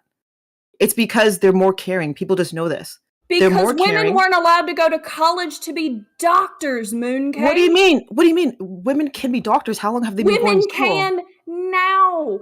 They've been going to school for years. No, dearest. 150 years ago, less than 3 to 4 generations ago, women could only legally be nurses. You do realize that? Probably years ago, but I'm saying now women they're going to be doctors and they're still being nurses. Because it's culturally ingrained. But also women are more caring in general. That is just a thing. That is literally just life itself. Women? That is no. Women are the meanest people I've ever met. Shit. What do you mean? What do you mean? That is absolutely. Have you ever seen Mean Girls? I don't know if this is real. I don't know. Okay, 1 second. Have you not seen this meme? There's a meme out there, and it's a very very appropriate meme. And it's it's 4 panels. And one of the panels, the first panel is what women say, and they're like, "Oh my god, I love your hair, I love your dress, oh, I love your nails," etc. It says what they mean, and they're looking at each other, they're like, "Bitch, whore," right? No, And then I'm the not saying panel that, of but what I mean, men say, and men are like, "Bitch, whore," and then what men mean, "Oh my god, I love your nails, I women love your sweater, I love are your," known like, to exhibit more empathy. That's like just like I think that's just maybe that's a cultural thing, but that So is a you thing. don't think doctors experience empathy at the same rate as nurses? Is that what you're getting at with What the do you nurse mean? thing? wait, No, are Because you, you said hold on, why are you are women saying, an example nurses? are you because the saying nurses, that because they're more women, caring, is your claim, those types of jobs. is your Sorry, claim that go ahead. women are just naturally more empathetic than men? Just Yes. naturally. That would Yeah. be a fabulous claim. Okay, that changes your whole thing because you've been making all these claims about how men are more suited towards not grocery shopping, right? Your No, new no. claim, I'm saying your they don't want to do that. Like well, men, don't when they change do the it, they just past. can't Now do you've it. already said what you said, but your new claim, however, the biological tendency to have tenderness toward an infant, for instance, that's chemical. That's a much more interesting argument. Unless maybe we got lost along the way, that's kind of what I was just trying to get to. Like I think there are just rules and that we all want to fulfill. And yeah, women tend to be more caring. So usually in nursing, nurses are pretty caring. They go into those fields. Same thing with daycare, right? Why are so many people who watch children women? It's something they're comfortable around. And also people are more comfortable being around women. I'll ask the question to you, both you and Whick. Would you rather a male nanny or a female nanny? Does it matter, or are you just indifferent? No, Or do it you prefer doesn't one? matter at all. Whick, does it matter to you? I would like to have a nanny who knows a second language. That's my first thing that I think of when I think of adopting my children in about 5 to 10 years. I want my children to know a second language. That's the first thing I think. Whick, what I'm are trying to think of an honest not response men to or this, women because I've never considered what kind of nanny I would like because I've never had kids. yeah, do you care about gender? I don't think Because I personally, I just don't give think me it's a wrong. second. I would prefer a woman nanny. I don't think Because it's I wrong. want to give you an honest I don't answer. think it's I wrong. don't want to just bullshit you. I don't think I do. I don't think I do. Yeah, I'm gonna be honest. I don't think I do. I'm thinking like, would I hesitate to hire a man to babysit my kids? No. Like if the man has a degree if they in have all the childcare. qualifications, right? Like, Yeah. would I hesitate to let a? Obviously, I would rather it be someone I know and trust. And do you think I trust women? Yeah. So I Do you would think say I trust women? right. Most people would probably pick a woman, right? And it's not because we're saying that men are just they can't do it, but it's because of what we've seen, right? We also see that women tend to be more caring and more experienced with young children. So it's what we kind of go to. And I think that's completely fine. I think we can have our roles in society. And if you don't want a role, that's okay, cool. But I like the more traditional role. I like the fact that I can call my brother, my dad, they can help me with my car, and I don't have to really know things about that. I can just depend on this man to help me. I don't think that's a problem. I would love someone to come and do all my shit for me too. Yes, that would be amazing. But and then there are ways that benefits them, right? If they say, "Hey, can you come over and make dinner tonight? Can you make breakfast in the morning?" Yeah, that will be done. Do you need this folded, this wash? Yeah, I can do that for you. Be honest. So there are ways we benefit. For folding and which washing? happens more? Do you call on your brother and your dad and stuff to come fix your car more, or lift the heavy stuff, or do they call on you to come? Oh my gosh, I do like the cooking, the dishes, the cleaning, all of that. Oh, of course, like that's just like done all the time. But like if I need something done, they will be the first ones to be there. Okay. That is a wonderful cultural aspect to your family that you are projecting onto every other person on earth right now. I think it's just because we've seen it, right? Of course, I acknowledge that there are differences throughout society. Of course. I just think that like there are certain things I see within men, and maybe it's just a generalization of some of the men I've seen, where I'm like, oh my gosh, I could not.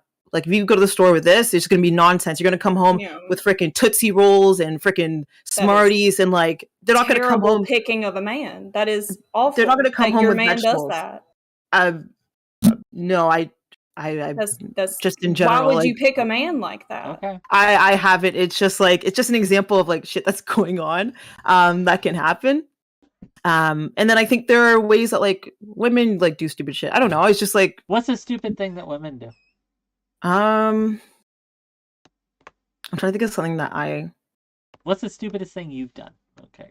Oh my gosh! Like maybe just leave the straightener plugged in, and be like, "Oh fuck, the straightener's plugged in," and like turn back to go home because you don't want to start a fire.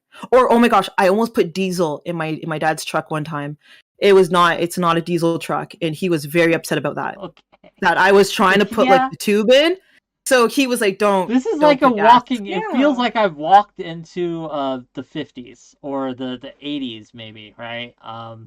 It was an accident, but luckily it didn't go in there. This is like a TikTok version of women be shopping, right? Like women can't pump their own gas. This feels like it's really interesting, yeah. Yeah, it's and cool, Mooncake, though. I want you to know, like, I'm coming in and I'm trying to make this entertaining because I just dropped in a Whick stream randomly. I wanted to exchange that and make this entertaining, but I have nothing against your personal views about how you want to live traditionally. I just also think it's hilarious because I've got a man sitting in there who is the exact opposite of everything you're saying. Every man I've ever dated, because I pick good men, frankly, have been the exact opposite. Sensitive, kind, sweet, cry at movies, pick out excellent food at the store because they know how to cook.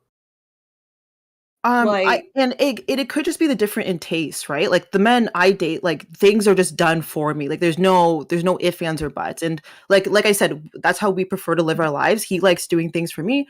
I get to be home, do my thing, help out around the house. And so it's just different lifestyles, right? I like my man to be very like get the job done, right? Yeah, and to do shit you want your man to do right? certain stuff, I think that's fine too.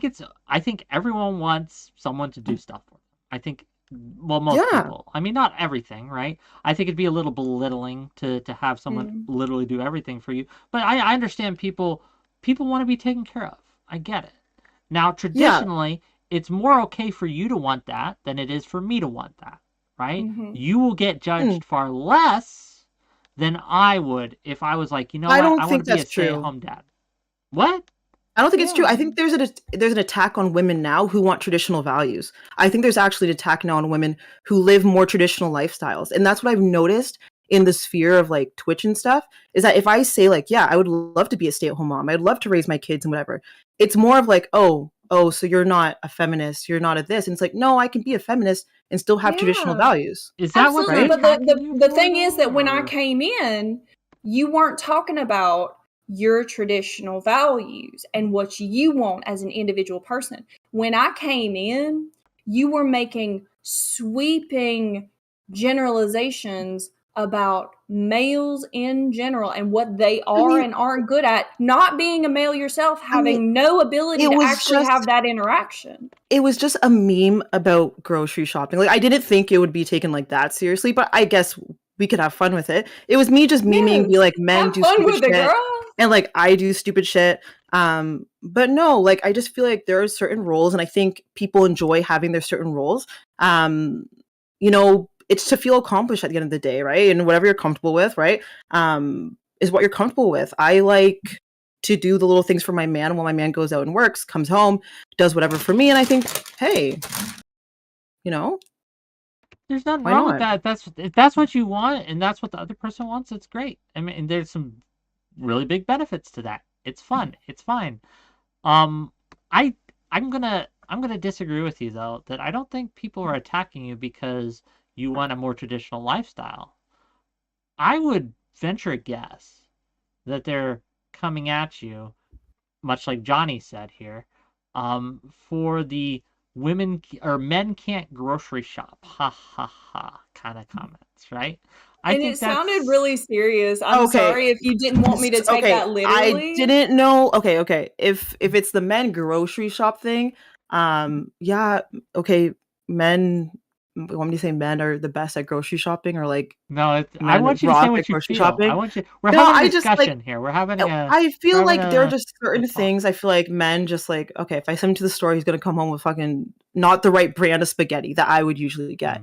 And sometimes if I'm like I told you, I do like stupid shit. Like I just feel like there are things I notice more in men. For example, I've met some men who like even when they do laundry, they're putting in like all the colors together. That shit drives me crazy. And I'm like, no, you freaking separate the colors. And I feel like sometimes they haven't been taught that growing up. So when they get into relationships or they get to whatever, it's like you kind of have to be like, hey, So I'm going to teach you a few things. Mooncake, I'll give you this. So you're taller than me, okay? Let me tell you a story about one of the most sad times I had at a grocery store, at a Walmart grocery store, okay? There's a cranberry juice I wanted. Okay, it's a very specific kind of cranberry juice, and I wanted it. And I was going through the aisles, I had my stuff, but it was on the top shelf. Okay, and these are high shelves, and I'm only 5'8". I'm not like super short, but I'm shorter than both of you, right? And so I'm reaching up on my tippy toes to get it, right? I can't quite get it, so I'm having to do this jump thing where I jump up and try to grab it and like take it down, but I underestimate the weight of it. And it falls, and it splatters, and it splashes everywhere. And so I just left. But, you just left? Yeah, I looked around to see if there was anyone around. You were so embarrassed. I moved. I switched aisles. But in that specific instance, yes, Mooncake, you would have been better at grocery shopping at me because you could reach the cranberry juice that I want. You guys remember, and I don't know if you saw this, there was a challenge. I don't know if it was like a challenge, but a thing going on, or like a viral thing on TikTok, and it was like women who would give like a grocery list to their husband, right? And said, hey, okay, like they had full families, go to the grocery store and pick this up. One woman had to take a picture of everything like on the grocery app to make sure he knew what to pick up, because last time he came home with like completely different items. And you had like this viral thing of women being like, hey, this is something I've experienced. And I was like, holy shit, this is something like so many other women are experiencing. So once again, I know it's not all men. Like there are some men who are fine on their own, independent, they got shit going on. But I'm just saying, unfortunately, there are a ton of men who, no, I don't know if I would exactly send them to the grocery store on their own. And this ties back into the male nanny thing. This ties back into how men are perceived and how men are judged. This ties into toxic anti-men, because you're talking about anti-women, you're talking about anti-traditional women. I haven't heard anybody talk about how traditional women are bad. It's usually the men who want traditional women who are made fun of and poked fun I'll tell you at. this. Yeah. But I'm gonna get off my soapbox in just a second and leave you, Whick. I'm sorry to take your time. No, hold on. Don't apologize for coming in and talking to me. That's a good thing. Don't apologize. Thank you. I appreciate you. Go ahead. I hope, Moon, that when you have your kids, because I assume you're traditional, you're a female, you may want kids. I hope when you have your kids, if you have a boy, you will raise him to be competent and break that generational curse of being men who are incompetent because they are literally, unfortunately, not taught those things. Like how to do laundry and stuff? Yeah, absolutely. I don't know. Maybe we'll just get the nanny to teach him. Yeah. Maybe I'll go take a trip in Croatia, get the nanny to teach him. Johnny, thank you for calling in. Thank you, friends. See you later. Bye. To the void. I will say this. I'll tell you this, Mooncake. There are people I would never send to the grocery store. But them being a man or a woman has nothing to do with it. There are people I would never let watch my kids. But them being a man or a woman has nothing to do with it. There are people I wouldn't want to work on my car. But them being a man or a woman has nothing to do with it. No, it's the same thing of like, would you let a woman or a man fly your plane? No, I don't care who's flying my plane. I do not care. I'm not like, I don't have a preference on who fixes my car. But what I'm saying is that I have men in my life who are willing to do those things. So I don't exactly need to learn when, for example, I'm the one cleaning the house all the time. I'm the one cooking dinners and breakfast and doing the laundry and things like that. So it's like, no, you could take the time to fix my car. or like But that I you don't know, something selected else for for me. that, right? You selected for Yeah. that. This is what you wanted, so you found people who are good at that to do it for you, which is fine, right? But that doesn't mean that men in general are just naturally good at that. It means you selected the ones that are good at that. And vice versa, right? They probably were looking for women who were good at grocery But shopping and But doing what the if like laundry. you grew up with like a dad like that? Like for example, when I grew up, my dad like he did everything around like if it was like handyman stuff, working on the car, Sure. fixing stuff around the house, that was like my dad. So It's a he cultural did all thing, those yes. things. That's a Yeah, very and I cultural thing. don't That's true. I don't think that's a bad thing. It's Like, not okay, wait. necessarily. Can I ask you a question? If you have a woman over, or you go over to a woman's house, you guys have been talking, you like this woman, and she says, "Hey, Whick, could you fix something? I don't know, with my computer, right? It's Yes. really bugging me. I can't figure it out." And then you fix it. Are you not going to feel good? Like, oh, I kind of just like did this for this woman. Like But she needed me, and I helped yes, her. that's true. Yes, but I would also feel good if she has, hey, can you go to the store and pick me up some bacon? And I'm like, okay, yeah, I'll get you some bacon, right? And I'd feel good. I'd also feel good if they're like, hey, I'm having a real big struggle right now in my life and I just need someone to talk to, and I listen to them. I would feel good because I'm helping them. Like there's a vast array of things that I would feel good for helping other people, right? Why limit that to simply physical things? I just feel like there are certain things, I don't know. It's nice to be like, I can depend on this, maybe this man, like to do this for me. And that's nice. Like, for example, with the carrying the furniture, right? I mean, I have a bad back, but also I'm bad at carrying furniture. I wear nails all the time. No, it would be nice to Sure. have two strong men come over and yeah, move I the promise furniture. you That's though. not I bad. promise you though. Look, okay, I'll tell you this. If I had a choice, okay, and I bet you, chat, ones if you agree with me on this, twos if you disagree, okay? Ones if you agree, twos if you disagree. If you have a choice between two moving companies, one is a bunch of men, right? Just normal moving company, strong men. And one and two, the second choice is a bunch of supermodels, women supermodels that will carry and fix, like they will move all your stuff. You're choosing two every time. Every time. There is no one. situation where you would choose one. Right? You're You gonna would choose one because you'd be like, who always can pick up choose the this fridge? supermodels, right? Who can pick up this fridge? Like that's what like I'm saying. Yeah, but they can. If they can get the job done, you would choose them because they're hotter. No, but I don't know. I would choose one to get all my stuff moved, and maybe that's a bad thing. But this is what I mean by like, okay, Whick. I think we had this conversation before, and I don't mean to drag it on, but like, do you feel like for young men, they sometimes feel like there's no goals for them, like they're lacking in accomplishments? I don't know how to put this into like proper words. Like there are, I feel like, expectations of each gender that can sometimes feel good. And I don't think that's inherently a bad thing. It's not. Like having That's what I'm trying to get at. Expectations isn't bad. Like having things that you can feel accomplished in isn't bad. I'm not pushing back against those things. I'm not saying that what you want is evil or wrong or anti-feminist or any of these things. None of that is what I'm saying.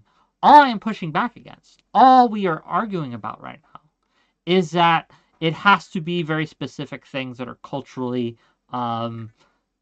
that the current culture now is the best way it should be. I don't think that's true. I think that we should open up, broaden our horizons, and disentangle a lot of these gender cultural expectations from people. So if a man wants to be a nurse, he can. And it would be normalized to do so. I feel like, though, I mean, that should be normalized. Like, if a man wants to be a nurse, I don't think there's anything. It's just field of work. It's not normalized, though, because you mentioned this earlier, that most nurses are women, and there's a very big reason for that, right? As a multifaceted reasons, but one of those reasons, and a not insignificant one, is that culturally, men are not seen as nurses or caretakers or any of these things, and so they tend to be passed up. and things like that. They tend not to even want to go into nursing because it's not I a think profession they feel that they fit in. I- And I think that so we should disentangle that kind of thing. so And we I should, think the problem is with disentangling it, and I do think to an extent it actually should be, because I do agree with you. But when I gave the example of the male nanny and female nanny earlier, it wasn't because I'm saying men can't be nannies or they can't be empathetic and be nurturers. I said, unfortunately, we've seen too many instances where men can take advantage of these certain positions. Like, for example, that woman who ended up pregnant in a vegetable state. She was literally pregnant. Like, I just want to give those as an example, right? Too many things with children, right? Like, I just am saying, and not that these men are I going want to you do to these go things. and look at the people who have preyed on children at schools recently, and I want you to tell me, are they more man or more woman? What do you mean? There's a rash of the women most dangerous? people who, not women people. There's a rash of women who have molested, straight up molested, and raped young men in schools. Teachers, women teachers. Oh, of course. I right? don't put that against women, and yeah, There was a recent case where a woman, dental assistant, right? She was drunk and she molested a 13-year-old boy in the dentist chair, right? And made all sorts of rude comments and things like that. and she should probably Also, get Kaki like on prison Blue, time. thanks for raiding into the channel on YouTube over there. No, I don't think she did, actually. And that's another problem, right? Really? Women are getting away with this shit. But there is a rash of this happening. So while culturally we may trust women more to do these things, it looks like it's turning out that, No, funnily but enough, women can on be average, molesters too, right? it's 100%. But on average, like if we're looking at like percentage wise, the majority are men. It's like straight white males, 30 to maybe like 45. I'd have to get the actual like statistic on it, and I will look for it. That are committing crimes against children and sexual violent crimes. Are being and so convicted of crimes against children. okay. And yeah, we don't know who are committing things, and we don't know. But we do know that the women who are charged with them tend to get much lesser sentences, right? So that is indicative, right? That perhaps that men, that these disparity is not as disparate as these stats might suggest. I actually do agree with you that some women do get less time. And it actually is frustrating. Because didn't that one lady just get out of prison? I forget her name. Gypsy Rose. But the guy who she was with, he got life in prison, right? Like I don't think he even gets parole. Which I don't. To be real with you, I don't know enough about that specific situation. Oh, okay. No, I just think that perhaps. should be retried. But that's nor here nor there. Yeah, I do think there's unfortunately a bias in the criminal system when it comes to men. Absolutely. So when you cite these statistics, the reason I'm bringing this up is because when you cite these statistics, like, well, look at all the convicted men, and how it's much more than convicted women. Well, obviously, right? But again, we have evidence to suggest that isn't an accurate portrayal of what's actually happening, right? And I would posit to you that women are just as capable of being, inappropriate with children. They're just as capable. Anyone's capable of anything, but men are actually committing these crimes. Being convicted of them. So why is the percentages so high? Right? It's almost in the 90s. So the percentages are so high. Do you think women just don't commit crimes? Like, this is No, true for all of course crimes. women commit Like, crimes. how many women do you, like, what's the ratio between convictions it's of not men and even women? it's not even 50-50. It's just like men are committing these at a very high rate. Like a very high rate. Again, they're being convicted. Right? Okay, but they're like, come on, Whick. We see it in the news all the time. Like we can't ignore these things. That's the thing. We see it in the news all the time because no one cares when women do it.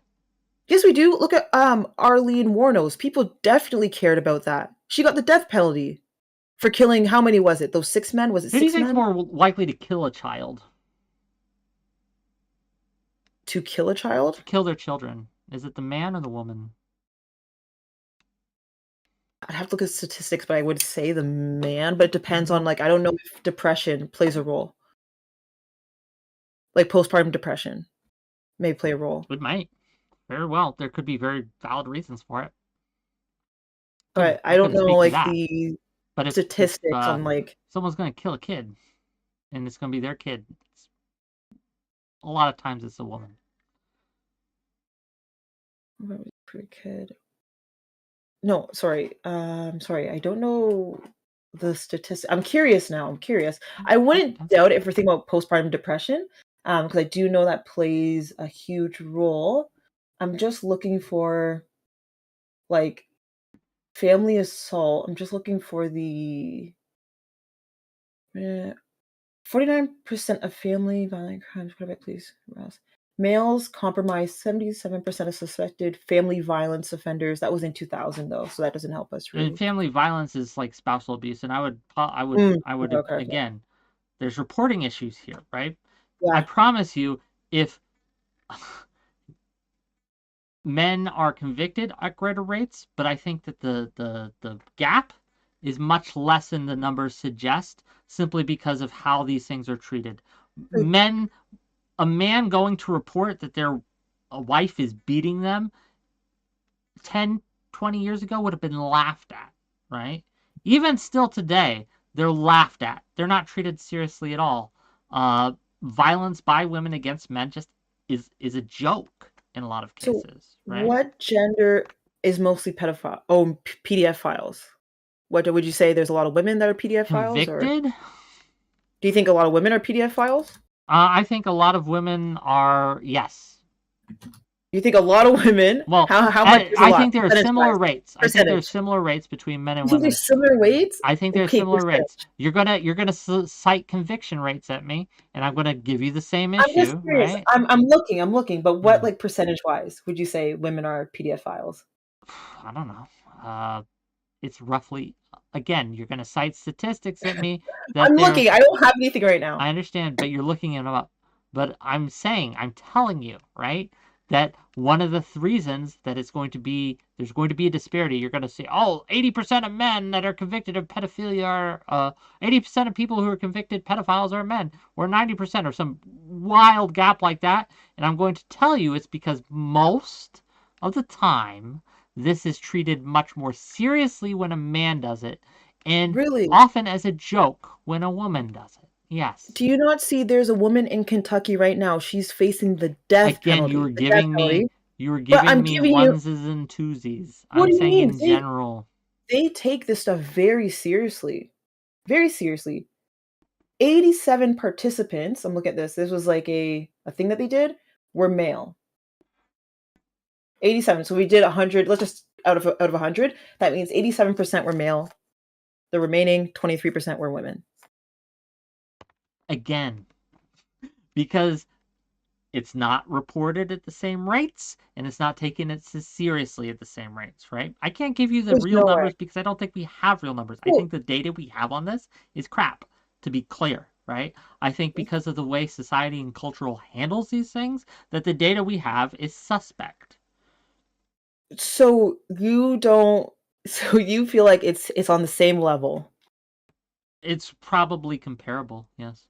It's the gap, if there is a gap, is maybe 5-10%. It's not this 20, 30, 40, 50%. I don't know. I don't know how to, because if you don't believe any of these stats are real or that I don't think they reflect reality, no. And I'm telling you why. It's because, again, up until very recently, it was seen as a joke. When women, even today, if I ask my chat, can a woman rape a man? Most people would say no. But we know that's not true. Yeah. Or can women, we even had a panel on it. You were on the panel. Like, is it a big deal when women beat their husbands? And, yes. Yeah, you said yes. But not everyone on that panel did, right? Yeah, but we would never. That's crazy. We would not. It would not even be a question if it was a reverse question. Like, there would be no one that I would have on my show anyway. But the problem is that you can acknowledge that women can do these things, and I acknowledge it too. Of course they can, and there are women who do these things, and I acknowledge that as well. But it is not close to the same rate men are doing these things at. Because again, you're saying this, but I'm saying it's not the same rate that's being reported and convicted. But how do we know? Like There's I need you enough to prove it evidence to out me. there to suggest that that's the case. But Okay? what's the evidence? Like, do you have? I've Is there given you anything? some evidence, right? I can give you and cite you how seriously people take it when men are considered the victim of these crimes. Traditionally, how seriously it's been taken, and I think you would agree with me that not at all. It's not. It is Again, taken very seriously.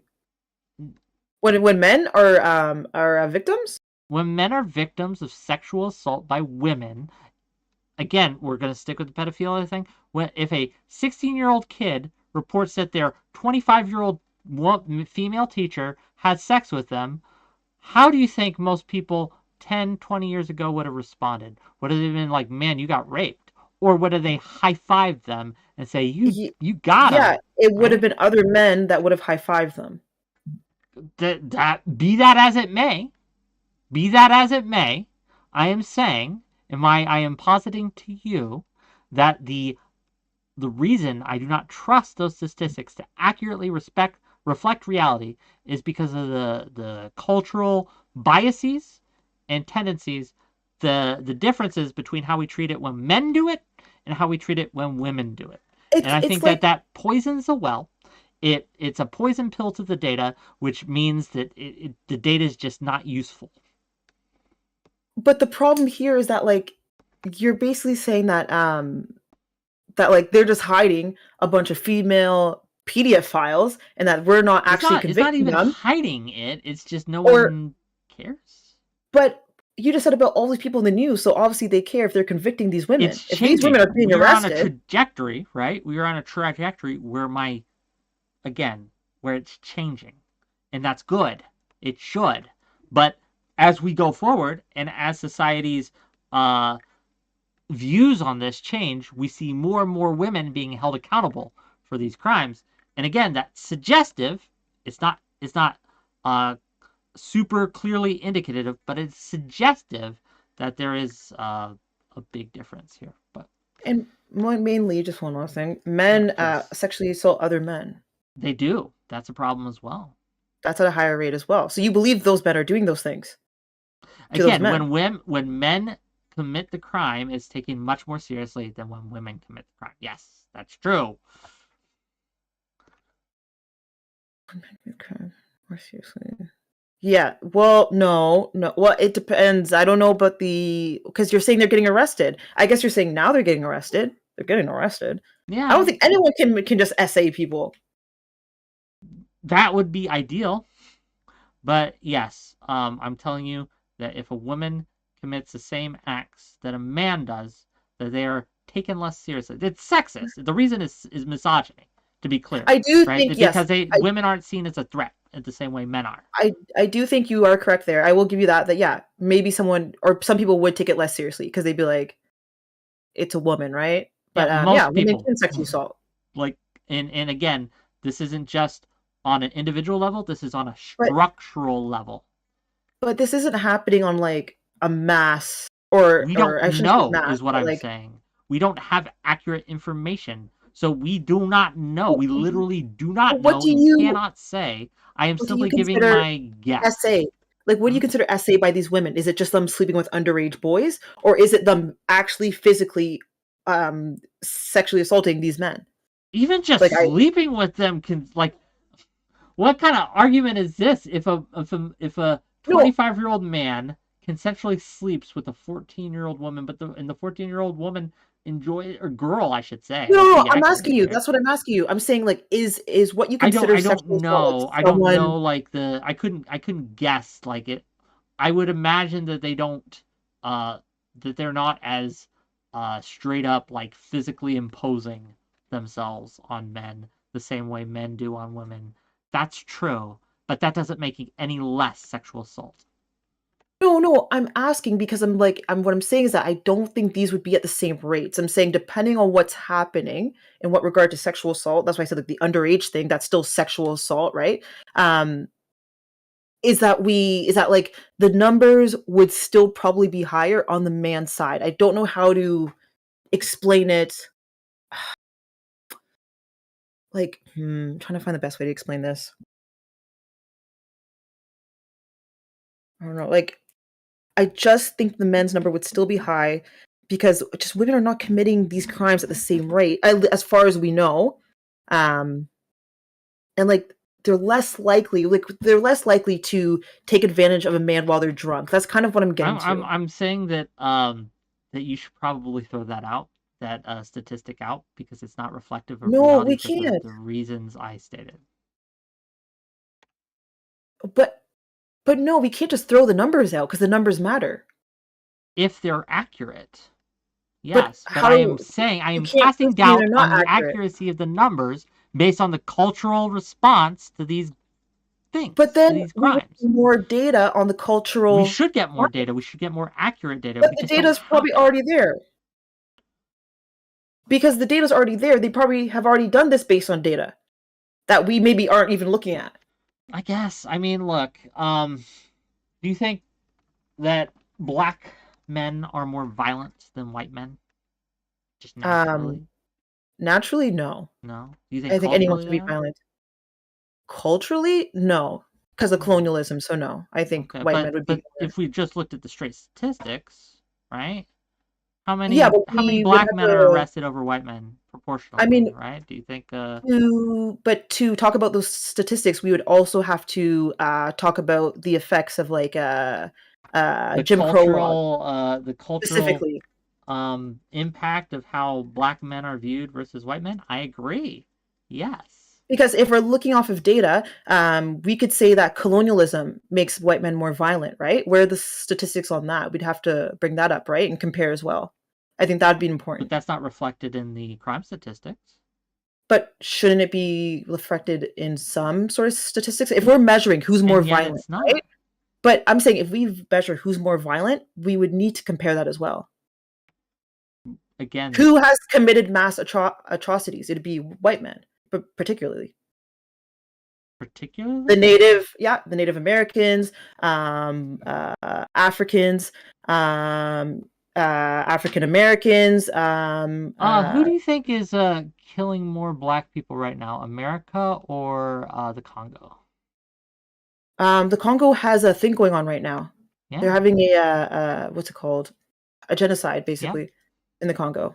Think white people doing that? But probably. But what does that do to? It's okay. What happened with Rwanda? If you remember during the Rwandan genocide, the Houthis and the. What did the French president promise Cameroon, for example? Do you know that the French president, this was years ago, was supposed to give back Cameroon all of their money, but the French are actually still holding on to a bank account of Cameroon's money. They still have not given it up, even though slavery has been abolished. So these are issues you have to consider. Who does most of the diamonds? Where do you find most of the diamonds? Sierra Leone.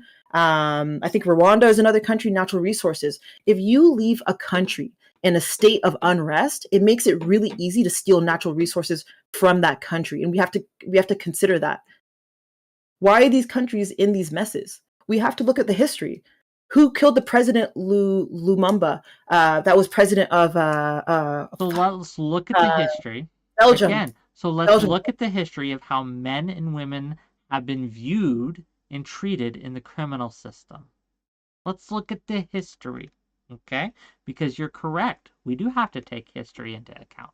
So let's look at the history of how men are viewed, right, when it comes to how serious they are, how seriously they're taken, how much autonomy that they're considered to have. And we can see historically for hundreds and hundreds and hundreds of years that women simply weren't taken seriously, right? Men were often held responsible for what their women did because women were seen as property in a lot of cases. So again, when we look at the cultural disparities in these things, I am casting into doubt the data because I think that the culture reflects that the data is perhaps inaccurate. And so to cite it with the certainty of 1,000 stars is a mistake. And you're going to, again, bad data, bad results. I think that the data just offers up a explanation and a view of what's going on as it pertains to these types of crimes. And I think they've done a lot of research. Obviously, they'll probably continue their research into this, and maybe the numbers will go up. I don't know that. But we can't assume that the data is false based on just no information. I don't have other data to look at that would like give me a different opinion. Because the again, issue. the methodology, not the methodology, I'm sorry. The cultural, the sources that we are getting these data points from are, the well has been poisoned. And so rather than risk it and perhaps work off of bad data, my advocacy, what I'm suggesting, right, is that we not rely on that, because I think it is wrong. I think it is But I think it does not accurately reflect reality. you don't think like the CDC, what's it called? Yeah, CDC, like they offer up good information or good like viable data, like Most things of you the could time, yeah. confirm and Most of the trust. time they do. Okay, like I'm you saying could in just go this on there. particular instance, when it comes to gendered sexual crimes, I think that there is reason to suggest that perhaps the data does not accurately reflect reality.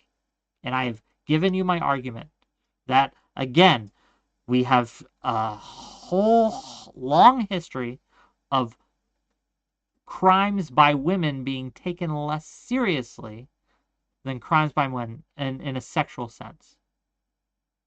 Yes, but Which you like agree with, correct? I do think no. What I'm saying is that I think just in general, like if a woman commits, like you said, sexual assault against a man, some people would take it less seriously. I do believe that.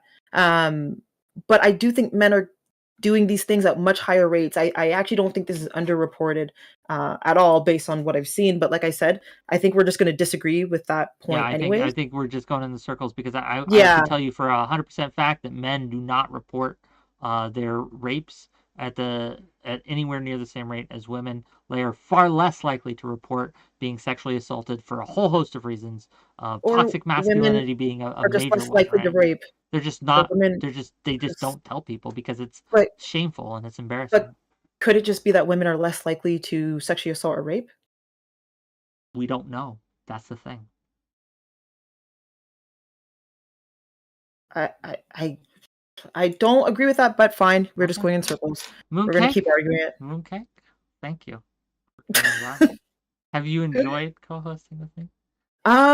Yeah, it was a lot of fun. Are you lying? No, what? Oh my gosh. No, it was a lot of fun. Okay.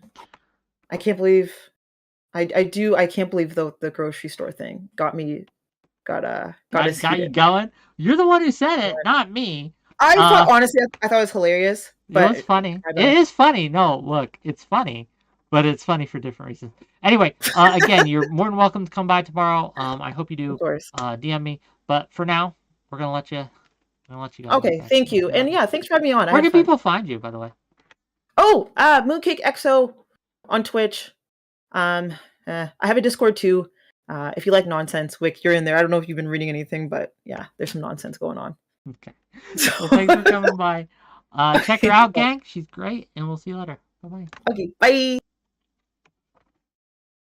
Again, Fairy Queen, you keep saying we have no evidence. I've given you evidence. You may not like the evidence. You may think it's not sufficient evidence. You may think that it's not convincing evidence, and that's fine, but it is evidence. This idea that, because it... What do you mean, Tessie Johnson? I've given you evidence. Here is the evidence, okay? The evidence, that is, we have a tradition. Do you want me to pull up studies that men don't report their violent rapes as much as women do? I can. Give me a minute, and I will. But we can make inferences off of that data to show that, if men aren't reporting this is happening to them at the same rates, okay? If there is evidence suggests that men are far less likely to report this, combined with the fact that we know women get lesser sentences for the same crimes, generally speaking, that men commit, okay? Given that these two things are okay, that is evidence. Do we have to have a lesson on what evidence is? Again, is it enough to convict you in a court of law? Probably not. But it is evidence.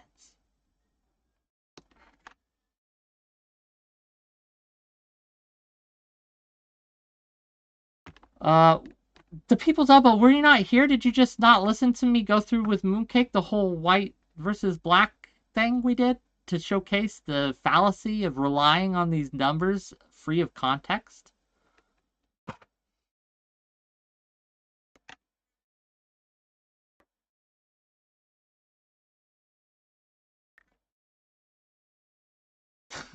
Toby1 Kenobi says, let's all go to jail and count the number of times we get. No, we're not going to do that. All I am saying, and again, I am not claiming that men aren't terrible in many cases. I am saying that women can be terrible too. I am a feminist, gang. I believe that women can be just as terrible as men. And in fact, in many cases, are just as terrible as men. Anything a man can do, a woman can do, gang. It's equality, feminism. That is what this is, okay? Women can be predators too. Women can be killers too. Women can be abusers too. And often they are. But again, because of a whole host of reasons, historic reasons, right? Misogyny being chief among them, women crimes aren't taken generally as seriously as men's crimes are. That's just how it is. Women do not get convicted at the same rates. Is it because women are naturally just sugar and spice and everything nice? No. It's because, see, my favorite quote is feminism is a radical idea that women are people. And I stand by that. And women can be singers too? Yes, women can be singers too, right? Fairy Queen says, look, Whick, ever heard of the website Register Her by 𝕵𝖎𝖎? I have not. There are many things I have not heard of. Books, libraries could be filled with the websites and the memes and the data that I am not privy to. It's true. I am not by any means a scholar or an expert in this. But again, we have to recognize that this has been a problem historically, and I would contend that using conviction rates as data points, right, for these things is not indicative of reality. Anyway.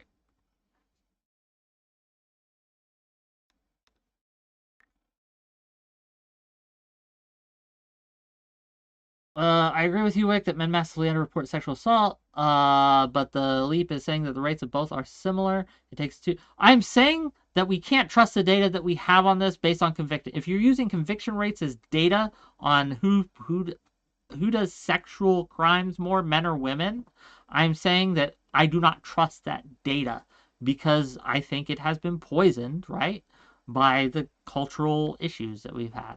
So no, I don't trust. If that is now, if you can point me to other types of data, right? Maybe self-reported data, etc., then that would be more convincing to me. But what Mooncake was using was conviction rates, and okay, men are convicted at a widely greater rate than women are, just in general. So. Don't you let yourself be Wick-pilled on this issue? I will Wick-pill myself. Wick, you didn't just say that we cannot trust the data. You're arguing that because we can't trust the data that we can infer, assume, divine similar rates. What I am saying is that, do you think that women are just naturally, biologically, like, less criminal than men? Is that the claim you were making? Okay. I think that's sexist. I do. But you do you. Believe what you want. I don't think that women are just inherently angelic creatures that are far more nice and good and righteous than men. I just don't. I think that they're people just like we are. Crazy, I know. But, you know, it is what it is. Yeah, Fairy Queen, I'll tell you what. I tell you what, one day we will meet up and we will go and we will commit a crime. And we will commit the same crime, okay? And then we will see which one of us gets away with it, right? Me or you. And we'll let the audience put money on who gets away with it, me or you. And I'm going to bet you, I'll put money on it, that you are far more likely to get away with doing the same crime that I am. For a whole host of reasons. If I... You know what, Fairy Queen? I don't know that's true either. I think that if I were to make a woman get an abortion, right? Or assist in getting an abortion and things like that, and then you went and got an abortion, I would get a harsher sentence than you.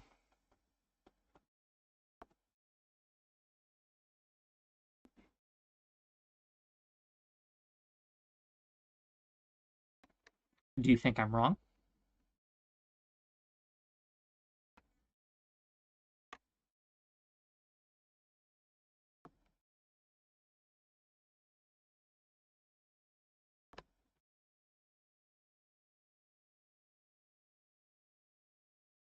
Especially in Texas. God.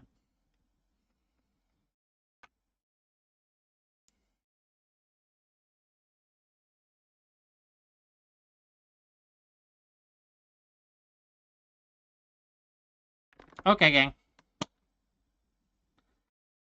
Women are underreporting results, but I think not to the same rate men are, because of, again, the cultural view on what it means to be a man, masculinity, a whole host of reasons, right? But yes, I think that women don't report sexual assaults to the number that are actually happening either. That is true. Correct.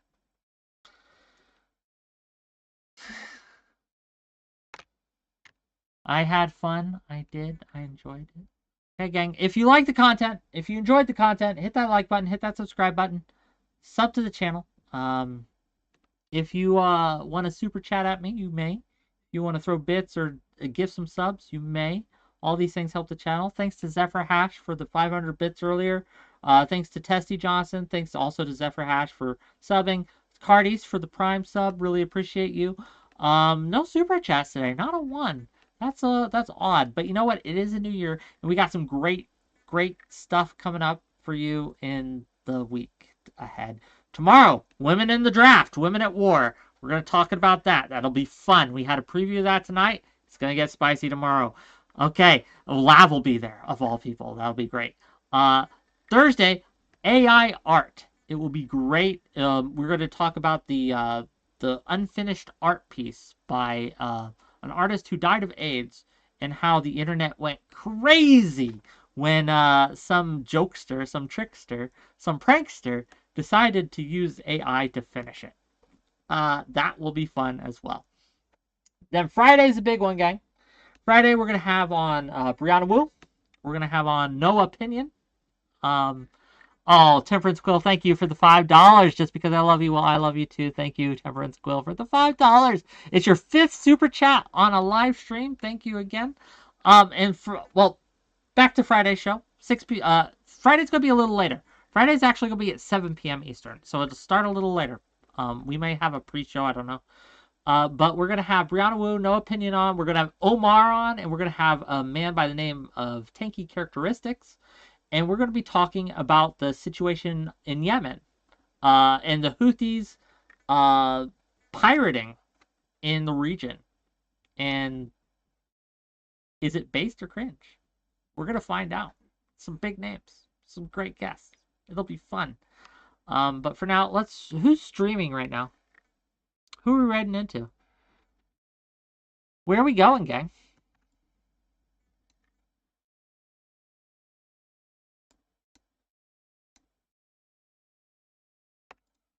Hutch. I don't know who Hutch is. Is that the name? Or is 𝕍𝖎 streaming right now? What's his account name? Give me the exact channel name and I'll write into him, sure. I don't see him streaming on my thing. I thought I followed him.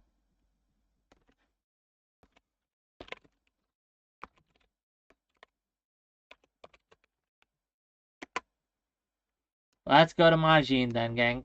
Remember to tell people that this is a hate raid, okay? Thank you again for the views. Thank you again for your time. Thank you again for the calls. For now, though, 再见，𝕵𝖎𝖎𝖙。